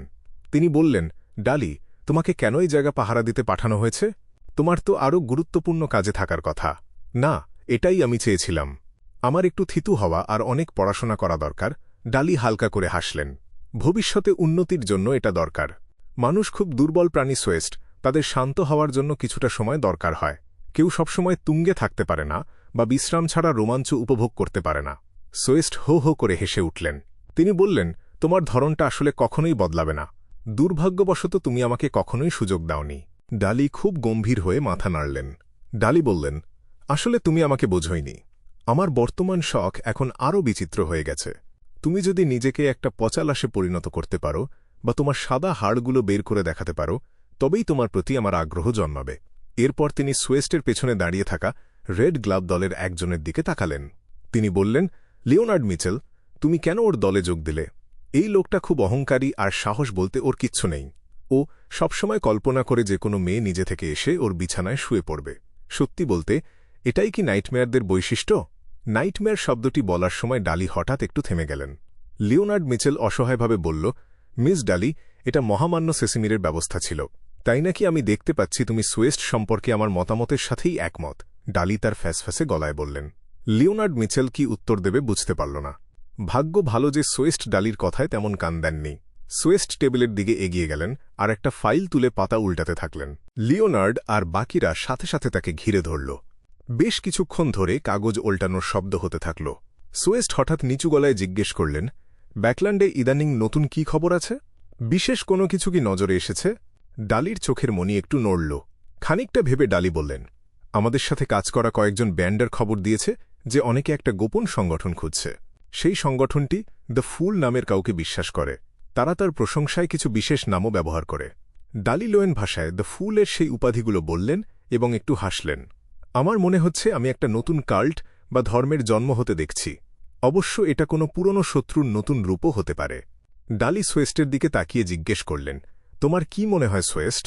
সোয়েস্ট বিষয় নিয়ে খুব গুরুত্ব দিয়ে ভাবলেন। এরপর তিনি বললেন, না, আমি এর আগে এমন কোনো সংগঠনের কথা শুনিনি। ঠিক সেই সময় লিওনার্ড মিচেল তার ফাইল থেকে মাথা তুললেন। লিওনার্ড বললেন, আমরা যে দুটো ট্যারো কার্ড নিয়ে তদন্ত করছি, এটার সাথে কি তার কোনো সম্পর্ক থাকতে পারে? দ্য ফুল হল ট্যারো কার্ডের প্রথম কার্ড, যেটা মেজর আরকানার সবচেয়ে গুরুত্বপূর্ণ কার্ড। ডালি মুহূর্তের জন্য থমকে গেলেন। এরপর তিনি চিন্তিতভাবে মাথা নাড়লেন। ডালি বললেন, ধারণাটা বেশ মজার। সোয়েস্টের গলায় একটু আপত্তির সুর শোনা গেল। তিনি বললেন, কিন্তু কোনো প্রমাণ নেই। এটা স্রেফ একটা কল্পনা। এটাকে কোনো যুক্তি বা সিদ্ধান্তের পর্যায়ে ফেলা যায় না। লিওনার্ড মিচেল মৃদু হাসলেন। লিওনার্ড বললেন, সম্রাট রোজেল একবার বলেছিলেন, প্রথমে একটা সাহসী অনুমান করো, তারপর সেটাকে যত্ন নিয়ে প্রমাণ করো।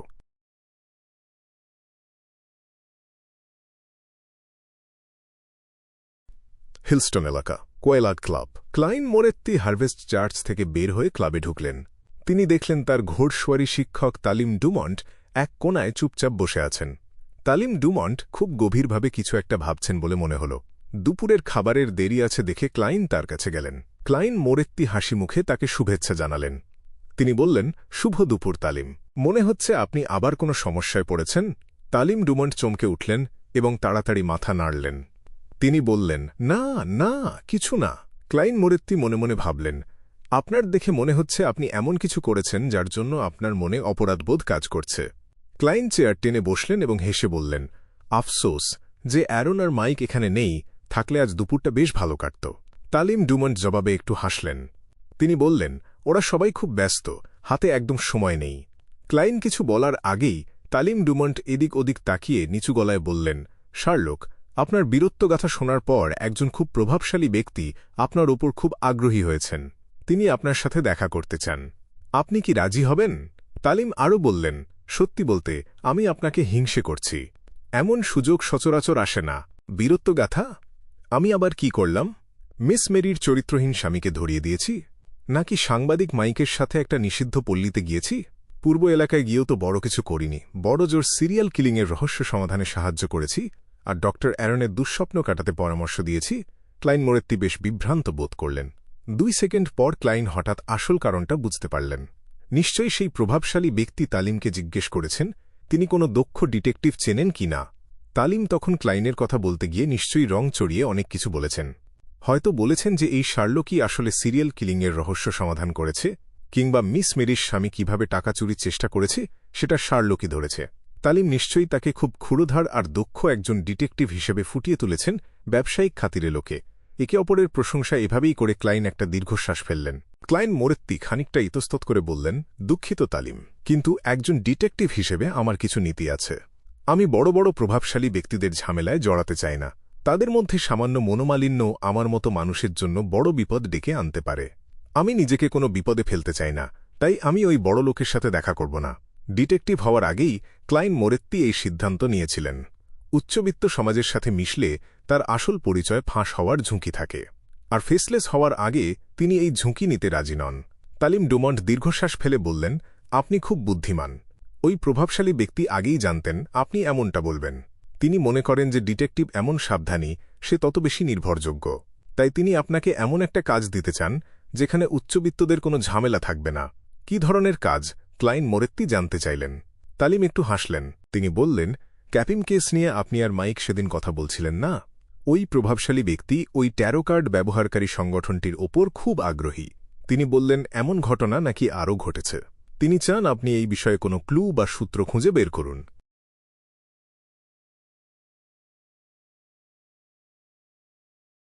Chapter 409 December.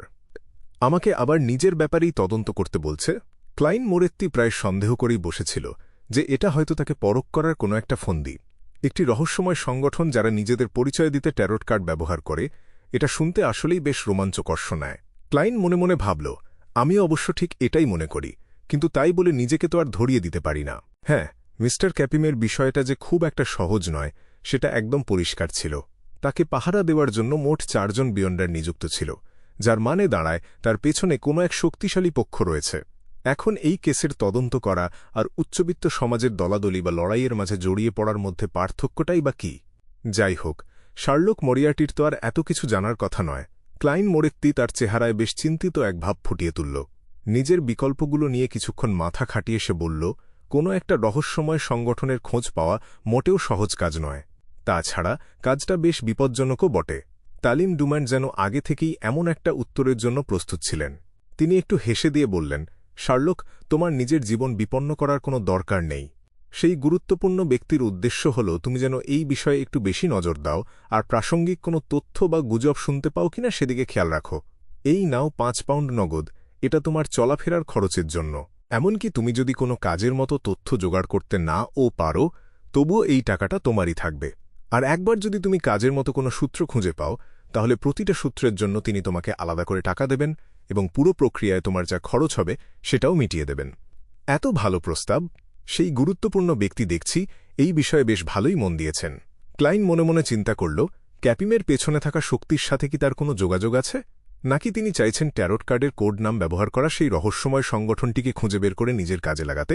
খরচপাতি মিটিয়ে দেওয়ার প্রতিশ্রুতি কতদিন পর কারো কাছ থেকে এমন কথা শুনলাম। যেহেতু তিনি এত সুবিধা দেওয়ার অঙ্গীকার করেছেন, তাই একজন ব্যক্তিগত গোয়েন্দা হয়ে এই কাজটা ফিরিয়ে দেওয়াটা খুব সন্দেহজনক দেখাবে। তাছাড়া নিজের তদন্ত করার কাজটা তো নিজের হাতে রাখাই সবচেয়ে বুদ্ধিমানের কাজ হবে। ক্লাইন মোরেত্তি কয়েক সেকেন্ড ইতস্তত করে বলল, ঠিক আছে, আমি আমার সাধ্যমতো চেষ্টা করব। সে আর কোনো দ্বিধা না করে তালিমের বাড়িয়ে দেওয়া 1 পাউন্ডের 5টা নোট হাতে নিল। সে ঠিক করল যে সপ্তাহে বা 2 সপ্তাহে অন্তত একবার করে একটা অস্পষ্ট বা আবছা কোনো ক্লু তাকে ধরিয়ে দেবে। অরোরা অর্ডার কি দ্য ফুলকে খুঁজছে না? দ্য ফুল তো অবশ্যই একটি ট্যারোট কার্ডের অংশ। আমি আশা করি সেই গুরুত্বপূর্ণ ব্যক্তি যেন এই পথ ধরেই এগোয় আর মিস্টার এর হাত থেকে মুক্তি পায়। ক্লাইনের মাথায় তখন থেকেই একটা নতুন ফন্দি ঘুরপাক খেতে শুরু করল।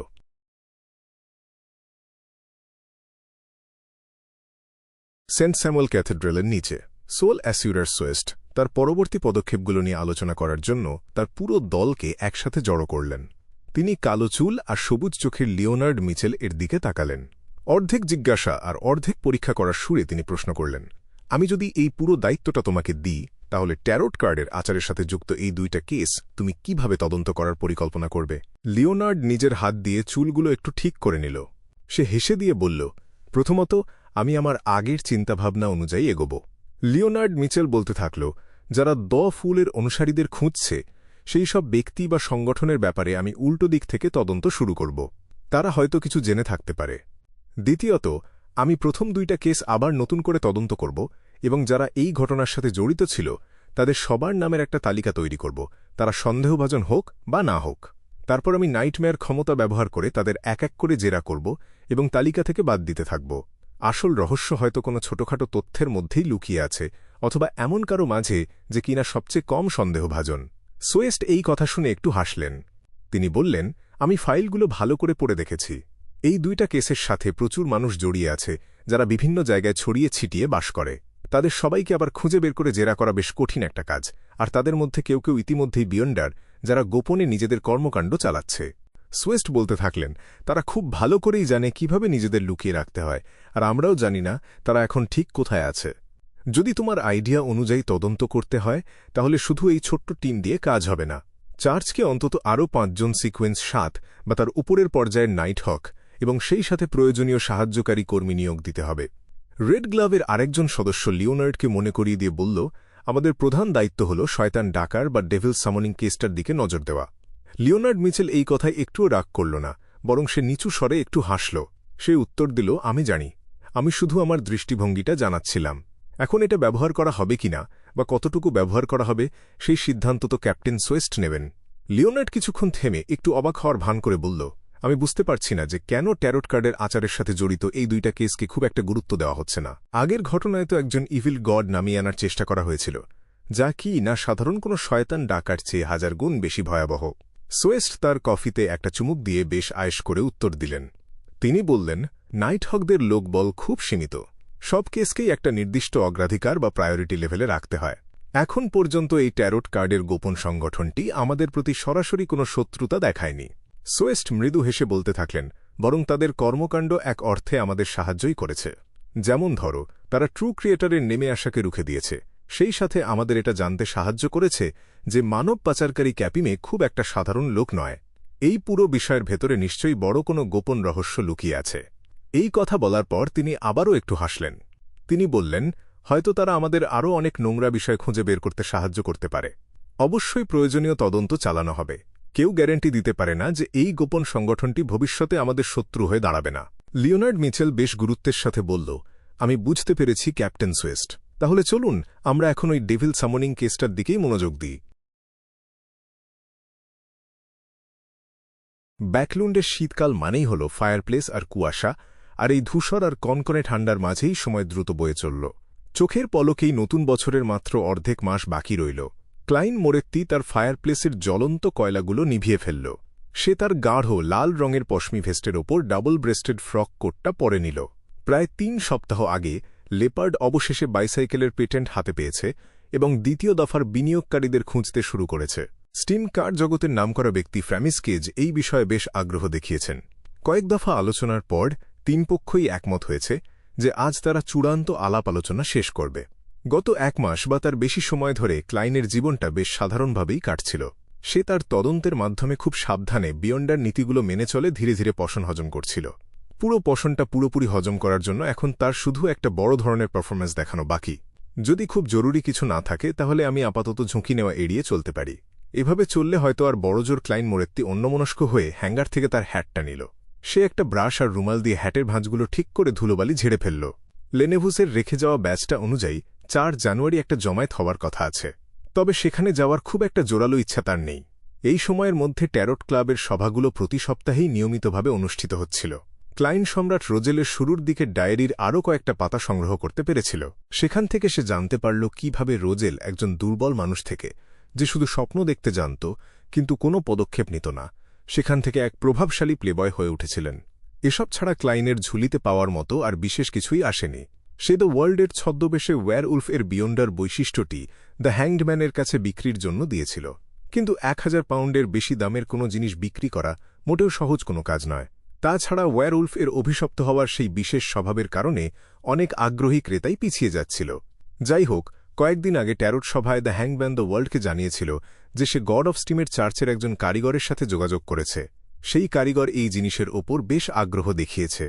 আমি আশা করি এই সপ্তাহেই লেনদেনটা শেষ হবে। ক্লাইন মোরেত্তি তার দরকারি জিনিসগুলো গুছিয়ে নিয়ে হাতে ছড়িটা তুলে নিল। মিস্টার হ্যাংডম্যান যে উইন্ড ব্লেসড ফর্মুলা খুঁজছিলেন সেটার এখনও কোনো হদিশ পাওয়া যায়নি। উইন্ড ব্লেসড পশন ফর্মুলা হল একটি সিকোয়েন্স 6 ফর্মুলা, যা খুঁজে পাওয়া মোটেও সহজ নয়। দ্য হ্যাংডম্যান বা আলজার উইলসন প্রায় 1 মাসেরও বেশি সময় ধরে অপেক্ষা করার পরেও কোনো ভালো খবর পাননি।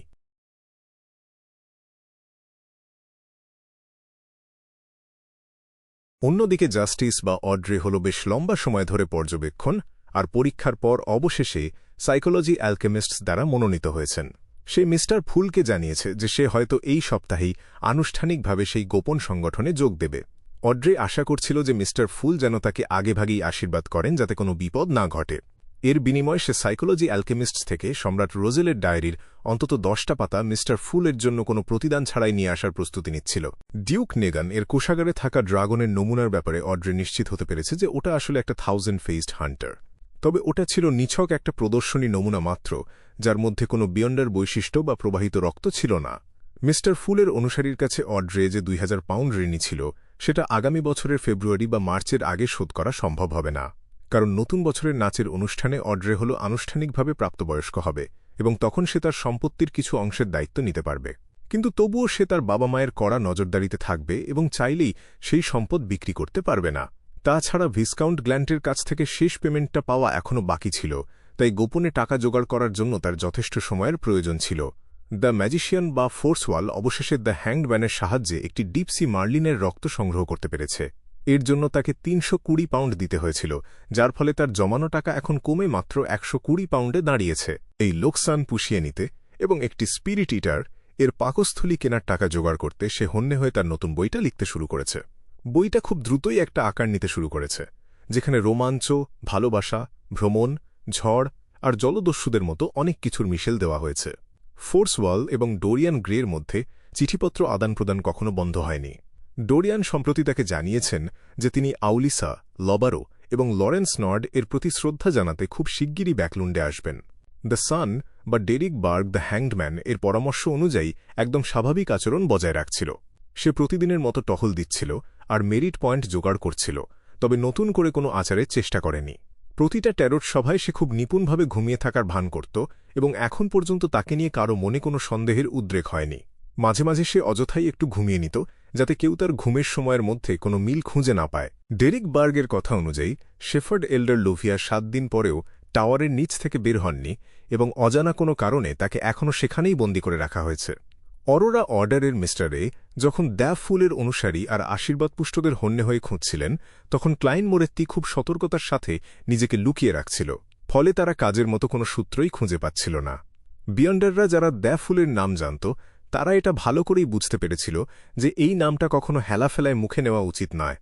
যতক্ষণ না তারা চরম বিপদে পড়ছে ততক্ষণ তারা এমন কোনো সত্তার কাছে প্রার্থনা করার সাহস পাচ্ছিল না যাকে কি না সবাই ইভিল গড হিসেবে সন্দেহ করে।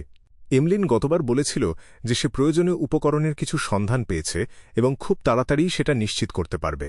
কিন্তু সমস্যা হলো আমার কাছে এখন একদমই টাকা নেই। ক্লাইন মোরেত্তি মনে মনে একটু বিড়বিড় করে লয়ার ইউর্গেন কুপারের দরজার দিকে এগিয়ে গেল। কলিং বেল বাজার সাথে সাথেই সে সহজাত প্রবৃত্তি থেকে 2 পা পিছিয়ে দাঁড়াল। কিছুক্ষণ পরেই দরজা খুলে গেল এবং বৃদ্ধা মিস ডোরিস বেশ হাসিমুখে ক্লাইনকে দুহাত বাড়িয়ে জড়িয়ে ধরলেন। ওহ, গতবার তুমি যে ডাক্তারকে পাঠিয়েছিলে সে চমৎকার ছিল। গত 10 বছরেও আমার শরীর এতটা সুস্থ লাগেনি। মিস ডোরিস যখন দেখলেন যে গোয়েন্দাটি বেশ দূরে দাঁড়িয়ে আছে, তখন তিনি নিজের হাতগুলো ভাঁজ করে হাসিমুখে নিজের আনন্দ প্রকাশ করতে লাগলেন। ক্লাইন একটু কৌতুক আর বিরক্তির মিশেলে বলল, মিস ডোরিস, আপনি এই নিয়ে আমাকে 9 বার এই কথা শোনালেন। সে দেখল কালো বিড়াল ব্রডিকোট হ্যাঙ্গারের ওপরে বসে আছে। জায়গাটা বেশ নড়বড়ে মনে হলেও বিড়ালটি বেশ নিখুঁতভাবে ভারসাম্য বজায় রাখছিল। ক্লাইন মনে মনে ভাবল, আমি নিজেও তো ওটা করতে পারি। তাই নাকি? মিস ডোরিস কিছুটা অবাক হয়ে জিজ্ঞেস করলেন, কিন্তু পরক্ষণেই তিনি ওই চিন্তা মাথা থেকে ঝেড়ে ফেলে হেসে বললেন, তুমি কি ইউর্গেনের খোঁজে এসেছ? ক্লাইন মোরেত্তি সাথে সাথেই হাসল। সে উত্তর দিল, হ্যাঁ, চুক্তি বা আলাপ আলোচনার মতো কাজে একজন পেশাদার আইনজীবীর সাহায্য যে তার খুব দরকার।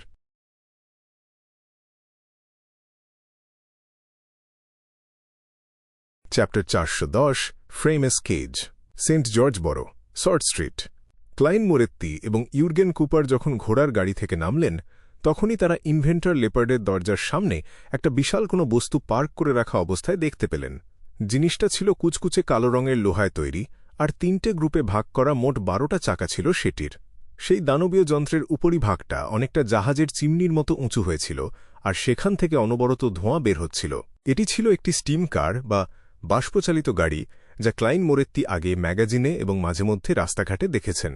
সাধারণ মানুষ এই গাড়িগুলোকে প্রায়ই লোহার রণতরী বলে ডাকত, কারণ এগুলোর শরীরটা ছিল বেশ অদ্ভুত আর বিশাল। যেসব রাস্তা গত 20-30 বছরে নতুন করে তৈরি করা হয়নি, সেখানে এই গাড়িগুলো চললে অন্য কোনো ঘোড়ার গাড়ির যাওয়ার জায়গাই থাকত না। এই কারণেই এই ধরনের যানবাহনগুলো কেবল শহরের নির্দিষ্ট কিছু এলাকাতেই দেখতে পাওয়া যেত। ঠিক সেই মুহূর্তে গাড়িটির ভারী কাঁচের জানালা এবং দরজা খুলে গেল, আর ভেতর থেকে দুজনে বেরিয়ে এলেন। তাদের মধ্যে একজন ছিলেন স্টিম কার জগতের দিকপাল ফ্র্যামিস কেজ, যার সাথে ক্লাইনের আগেও একবার দেখা হয়েছিল। ফ্র্যামিস কেজের শরীরে 4 ভাগের 1 ভাগ ছিল ফেসা ক্যাম্পায়ারের রক্ত, তার চোখের মণি ছিল হালকা নীল রঙের, আর শরীরটা ছিল বেশ লম্বা, কিন্তু পেটটা একটু সামনের দিকে বাড়ানো। তার মুখে একটা পাইপ ধরা ছিল। ফ্র্যামিসের পাশে থাকা অন্য লোকটা একটা ভারী কালো কোট পরেছিলেন, আর তার গলায় ছিল একটা ধূসর রঙের মাফলার। লোকটার চেহারা ছিল একদম সাধারণ, কালো চুল আর বাদামি চোখের এই লোকটাকে দেখে খুব একটা আলাদা কিছু মনে হয় না, অথচ তাকে দেখে ক্লাইনের মনে এক অবর্ণনীয় পরিচিতির অনুভূতি জাগল। ফ্র্যামিস কেজ হাসি মুখে বলে উঠলেন, হাই ডিটেকটিভ মরিয়ার্টি, আপনি তো দেখছি বেশ সময়নিষ্ঠ। ইনি আমার আইনজীবী এবং পার্টনার পাচেকো ডোয়েন। কথা বলার মাঝেই সেই বাষ্পচালিত গাড়ি থেকে আরও 2জন শক্তিশালী এবং স্বাস্থ্যবান লোক নেমে আসল। বোঝাই যাচ্ছিল যে তারা ফ্র্যামিসের দেহরক্ষী। ক্লাইন মনে মনে একটু বিরক্তি প্রকাশ করলেন, এরা কেমন প্রফ ESSIONAL? দেহরক্ষীদের কি আগে নেমে তাদের বসের জন্য দরজা খুলে দেওয়া উচিত ছিল না?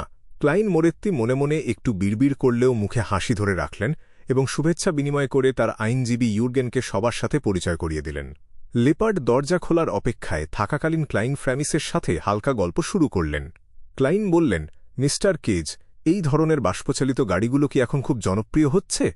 মানুষ কি এগুলো পছন্দ করছে? ফ্র্যামিস কেজ হা হা করে হেসে উঠলেন।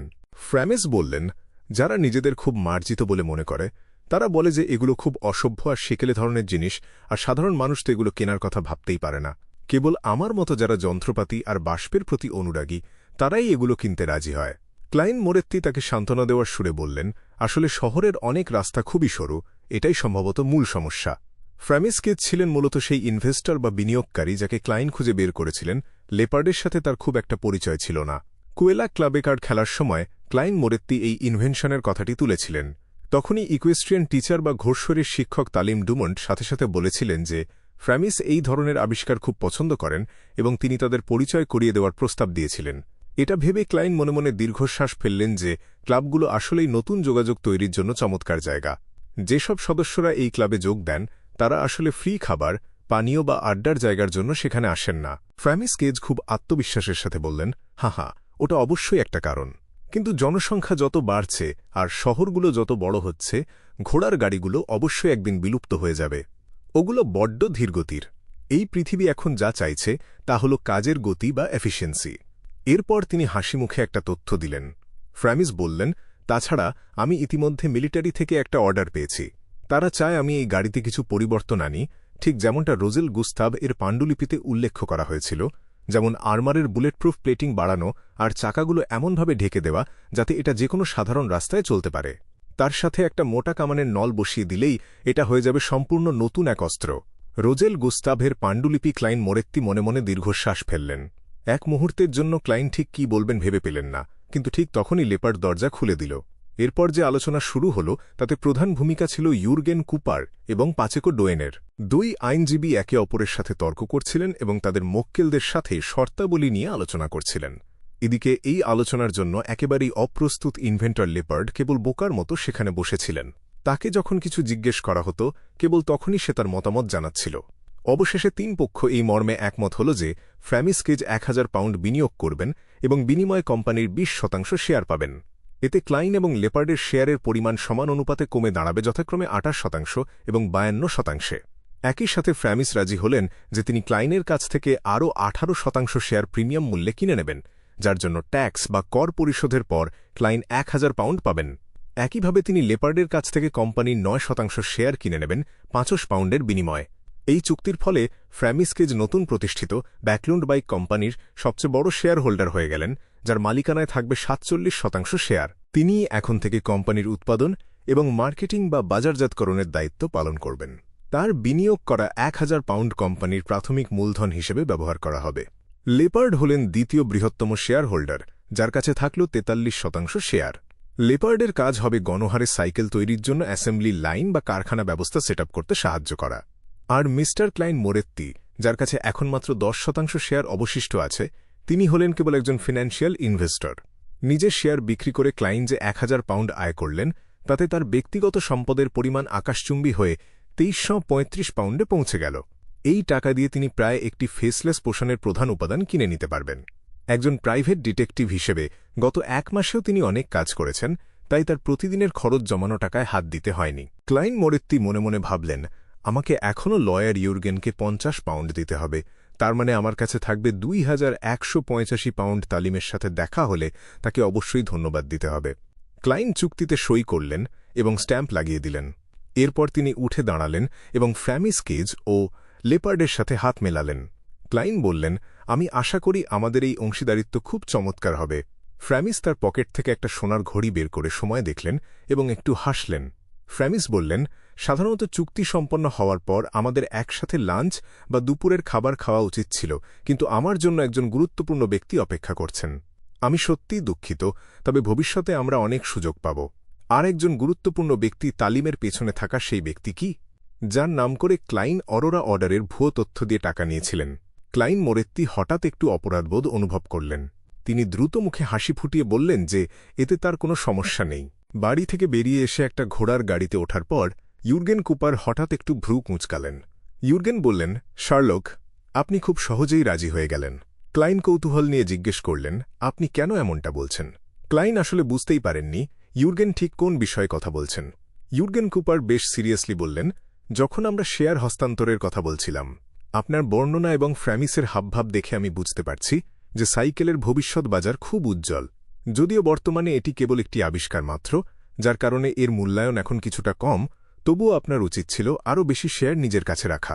ইউর্গেন আরও বললেন, 5000 পাউন্ড একটা ভালো দাম হলেও ভবিষ্যতে আপনি এখান থেকে আরও অনেক বেশি রিটার্ন পেতে পারতেন। আমি ভেবেছিলাম আপনি কেবল 8% শেয়ার বিক্রি করবেন এবং 500 পাউন্ডের জন্য দরদাম করার সাহস দেখাবেন, কিন্তু আপনি সরাসরি 18% রাজি হয়ে গেলেন। এমনকি মাত্র 500 পাউন্ড পেলেও আপনার বিনিয়োগের কয়েক গুণ লাভ হতো। আপনার এত তাড়াহুড়ো করা উচিত হয়নি, কারণ আমার টাকার খুব দরকার ছিল, ক্লাইন মোরেত্তি মনে মনে বললেন। তবে ক্লাইন এটা বুঝতে পারলেন যে তিনি কোনোরকম দ্বিধা ছাড়াই খুব সহজে রাজি হয়ে গিয়েছিলেন। এত বড় একটা লেনদেনের ক্ষেত্রে তার এমন আচরণ কিছুটা অস্বাভাবিকই ছিল। আগের দৃশ্যগুলো মনে করার চেষ্টা করতেই ক্লাইনের মনে একটা খটকা লাগল। ক্লাইন ভাবলেন, আমি কি ফ্র্যামিস বা সেই লয়ার পাচেকোর দ্বারা অবচেতনভাবে প্রভাবিত হয়েছিলাম? তাদের মধ্যে কেউ কি একজন বিয়ন্ডার? ভাগ্য ভালো যে দামটা মোটামুটি ঠিকঠাক ছিল। বিষয়টি নিয়ে ভাবার সময় ক্লাইন ইউর্গেনকে উত্তর দেওয়ার জন্য একটি অজুহাত খুঁজলেন। ক্লাইন বললেন, নতুন বছর তো খুব শীঘ্রই চলে আসছে। তিনি আসলে কিভাবে ব্যাখ্যা করবেন বুঝতে পারছিলেন না, তাই এলোমেলো একটা কথা দিয়ে শুরু করলেন। ক্লাইন জানতেন যে অন্য পক্ষ যদি বুদ্ধিমান হয় তবে তারা নিজেরাই সেই কথার সূত্র ধরে কোনো একটা মানে বের করে নেবে। বুদ্ধিমান মানুষের সাথে কথা বলার এটাই একটা উপায় যেখানে বেশি ব্যাখ্যার প্রয়োজন হয় না। অবশ্য সাধারণ মানুষের ক্ষেত্রে এই চাল কাজ করে না, তারা কেবল জিজ্ঞেস করতে থাকে তাতে কি, বা আসল ঘটনা কি। লয়ার ইউর্গেন কুপার ছিলেন একজন অত্যন্ত বুদ্ধিমান মানুষ। ক্লাইনের সংক্ষিপ্ত নীরবতা লক্ষ্য করে তিনি মাথা নেড়ে বললেন, আমি বুঝতে পেরেছি। ক্লাইন মনে মনে হাসলেন, আপনি কি বুঝলেন? আমি নিজেই তো এখনও ভেবে পাইনি কি বলবো। ক্লাইন সামনের একটা স্টিম মেট্রো স্টেশনের দিকে ইঙ্গিত করে বললেন, আমি এখানেই নেমে যাচ্ছি। আমাকে একজন ইনফরম্যান্ট বা তথ্যদাতার সাথে দেখা করতে হবে। বাষ্পচালিত গাড়িটি যখন গর্জন করতে করতে সামনের দিকে এগিয়ে যাচ্ছিল তখন ফ্র্যামিস কেজ জানালার কাঁচ নামিয়ে দিলেন এবং মুখ থেকে ধোঁয়ার একটা কুণ্ডলি ছাড়লেন। তিনি সেই সাধারণ চেহারার লয়ার পাচেকো ডোয়েনের দিকে তাকিয়ে বললেন, তুমি কি এইমাত্র তোমার ক্ষমতা ব্যবহার করেছিলে? পাচেকো হেসে উত্তর দিলেন, ওটা প্যাসিভলি ট্রিগার হয়েছিল। আমার ক্ষমতা এই ধরনের পরিস্থিতিতে খুব একটা কার্যকর নয়। আমি বরং সরকারি বা বড় প্রতিষ্ঠানের কর্মকর্তাদের সাথে ডিল করতে বেশি পছন্দ করি। ফ্র্যামিস কেজ সামান্য মাথা নাড়লেন। ফ্র্যামিস বললেন, আমি কেবল তোমাকে মনে করিয়ে দিতে চাই, এই ধরনের পরিস্থিতিতে তোমার ক্ষমতা ব্যবহার করার কোনো প্রয়োজন নেই। আমাদের যেটা আসল কাজ তাতে যেন এর কোনো প্রভাব না পড়ে। পাচেকো ডোয়েন নিচু স্বরে উত্তর দিলেন, আমি বুঝতে পেরেছি। ইস্ট বড়োর একটি সস্তা কফি শপ। ক্লাইন মোরেত্তি যখন সেখানে পৌঁছালেন, ওল্ড কোহলার তখন থেকেই তার জন্য অপেক্ষা করছিলেন। ক্লাইন তার মাফলার এবং হ্যাট খুলে ওল্ড কোহলারের উল্টো দিকের সিটে বসলেন। তিনি পকেট থেকে একতারা 100 নোট বের করে তার দিকে বাড়িয়ে দিলেন। ক্লাইন বললেন, এটা আগামী সপ্তাহের খরচের জন্য আর গতবার যে তথ্য দিয়েছিলে তার বোনাস। এখানে মোট 1 পাউন্ড আছে। ক্লাইন ইদানিং বোনাস দেওয়ার ব্যাপারে বেশ উদার হয়ে উঠেছেন, কারণ তিনি জানেন কার কাছ থেকে এই টাকা আদায় করতে হবে। ওল্ড কোহলার, যার চেহারা আগের চেয়ে অনেক বেশি সজীব দেখাচ্ছিল, টাকাগুলো নিলেন কিন্তু একটু লজ্জা পেলেন। ওল্ড কোহলার বললেন, আগেরবার আমি যে তথ্য দিয়েছিলাম তা তো খুব একটা গুরুত্বপূর্ণ ছিল না। ক্লাইন মোরেত্তি হেসে বুঝিয়ে দিলেন, না, গুরুত্ব নির্ভর করে কে সেই তথ্য ব্যবহার করছে তার ওপর। তোমার কাছে যা তুচ্ছ মনে হতে পারে অন্য কেউ হয়তো তা ব্যবহার করেই টাকা কামায়। তা বলো, এই সপ্তাহে কি কি ঘটল? ওল্ড কোহলার নোটগুলো ভাঁজ করে পকেটে রাখলেন এবং একটু চিন্তা করে বলতে শুরু করলেন। ওল্ড কোহলার বললেন, আগের মতোই অনেক মানুষ এখনও দ্য ফুল এর বিশ্বাসীদের খুঁজছে। হা, কেউ কিভাবে দ্য ফুল বা মূর্খকে বিশ্বাস করতে পারে? এটা তো ভালো নাম নয়। ক্লাইনের ঠোঁটের কোণ একটু কেঁপে উঠল। ক্লাইন জিজ্ঞেস করলেন, তারা কি কোনো উন্নতি করতে পেরেছে? অরোরা অর্ডার আসলেই খুব নাছোড়বান্দা। ক্লাইন মনে মনে অসহায় বোধ করলেন। ওল্ড কোহলার মাথা নেড়ে বললেন, না, তেমন কাউকে খুঁজে পাওয়া যায়নি। ওল্ড কোহলার একটু থেমে আবার বললেন, তবে ইদানিং কিছু লোক ধর্মঘটের আয়োজন করছে। তারা কয়েকবার আমার কাছে এসেছিল। তারা বলছে যে তারা কাজের সঠিক সময় আর বেতনের জন্য লড়াই করবে। এই যুগে এটা খুবই স্বাভাবিক ঘটনা, কিন্তু এর ফলাফল অনেক সময় ভয়াবহ হতে পারে। ক্লাইন গুরুত্ব সহকারে বললেন, যারা এই ধর্মঘটের আয়োজন করছে তাদের দিকে একটু নজর রেখো, তবে বেশি তাড়াহুড়ো করো না। নিজের নিরাপত্তা আগে। ওল্ড কোহলার গলা পরিষ্কার করে বললেন, ঠিক আছে। আর হ্যাঁ, গত কয়েকদিন ধরে অনেক গ্যাংস্টার আর বাউন্টি হান্টার একজন মানুষকে হন্যে হয়ে খুঁজছে। আমি ঠিক জানি না কেন, তবে মনে হয় কেউ তার মাথার উপর বিশাল পুরস্কার ঘোষণা করেছে। ক্লাইন মোরেত্তি কফিতে একটা চুমুক দিয়ে জিজ্ঞেস করলেন, তারা কাকে খুঁজছে? গরম কফি তার গলা দিয়ে নেমে গিয়ে পেটটাকে একটু গরম করে দিল। ওল্ড কোহলার এক মুহূর্ত ভেবে নিয়ে বললেন, লোকটার নাম আজিক এগার্স। আজিক এগার্স? আজিক এগার্স? ক্লাইন মোরেত্তি কফির কাপ থেকে চোখ তুলে সোজা ওল্ড কোহলারের দিকে তাকালেন। এটা কি মিস্টার আজিকের পুরো নাম নয়? কেন হঠাৎ কেউ তার ওপর পুরস্কার ঘোষণা করবে? এটা কি ইন্স জ্যাংউইলের কাজ? ক্লাইন তার ক্লাউনের ক্ষমতা ব্যবহার করে নিজের মনের ভাব লুকিয়ে রাখলেন এবং খুব স্বাভাবিকভাবে জিজ্ঞেস করলেন, সে কেমন লোক? সে ব্যাপারে কি কিছু বলা হয়েছে? ওল্ড কোহলার মনে করার চেষ্টা করে বললেন, তাকে দেখে মনে হয় সে বালাম বংশোদ্ভূত এবং সে একসময় কোনো এক বিশ্ববিদ্যালয়ের লেকচারার ছিল।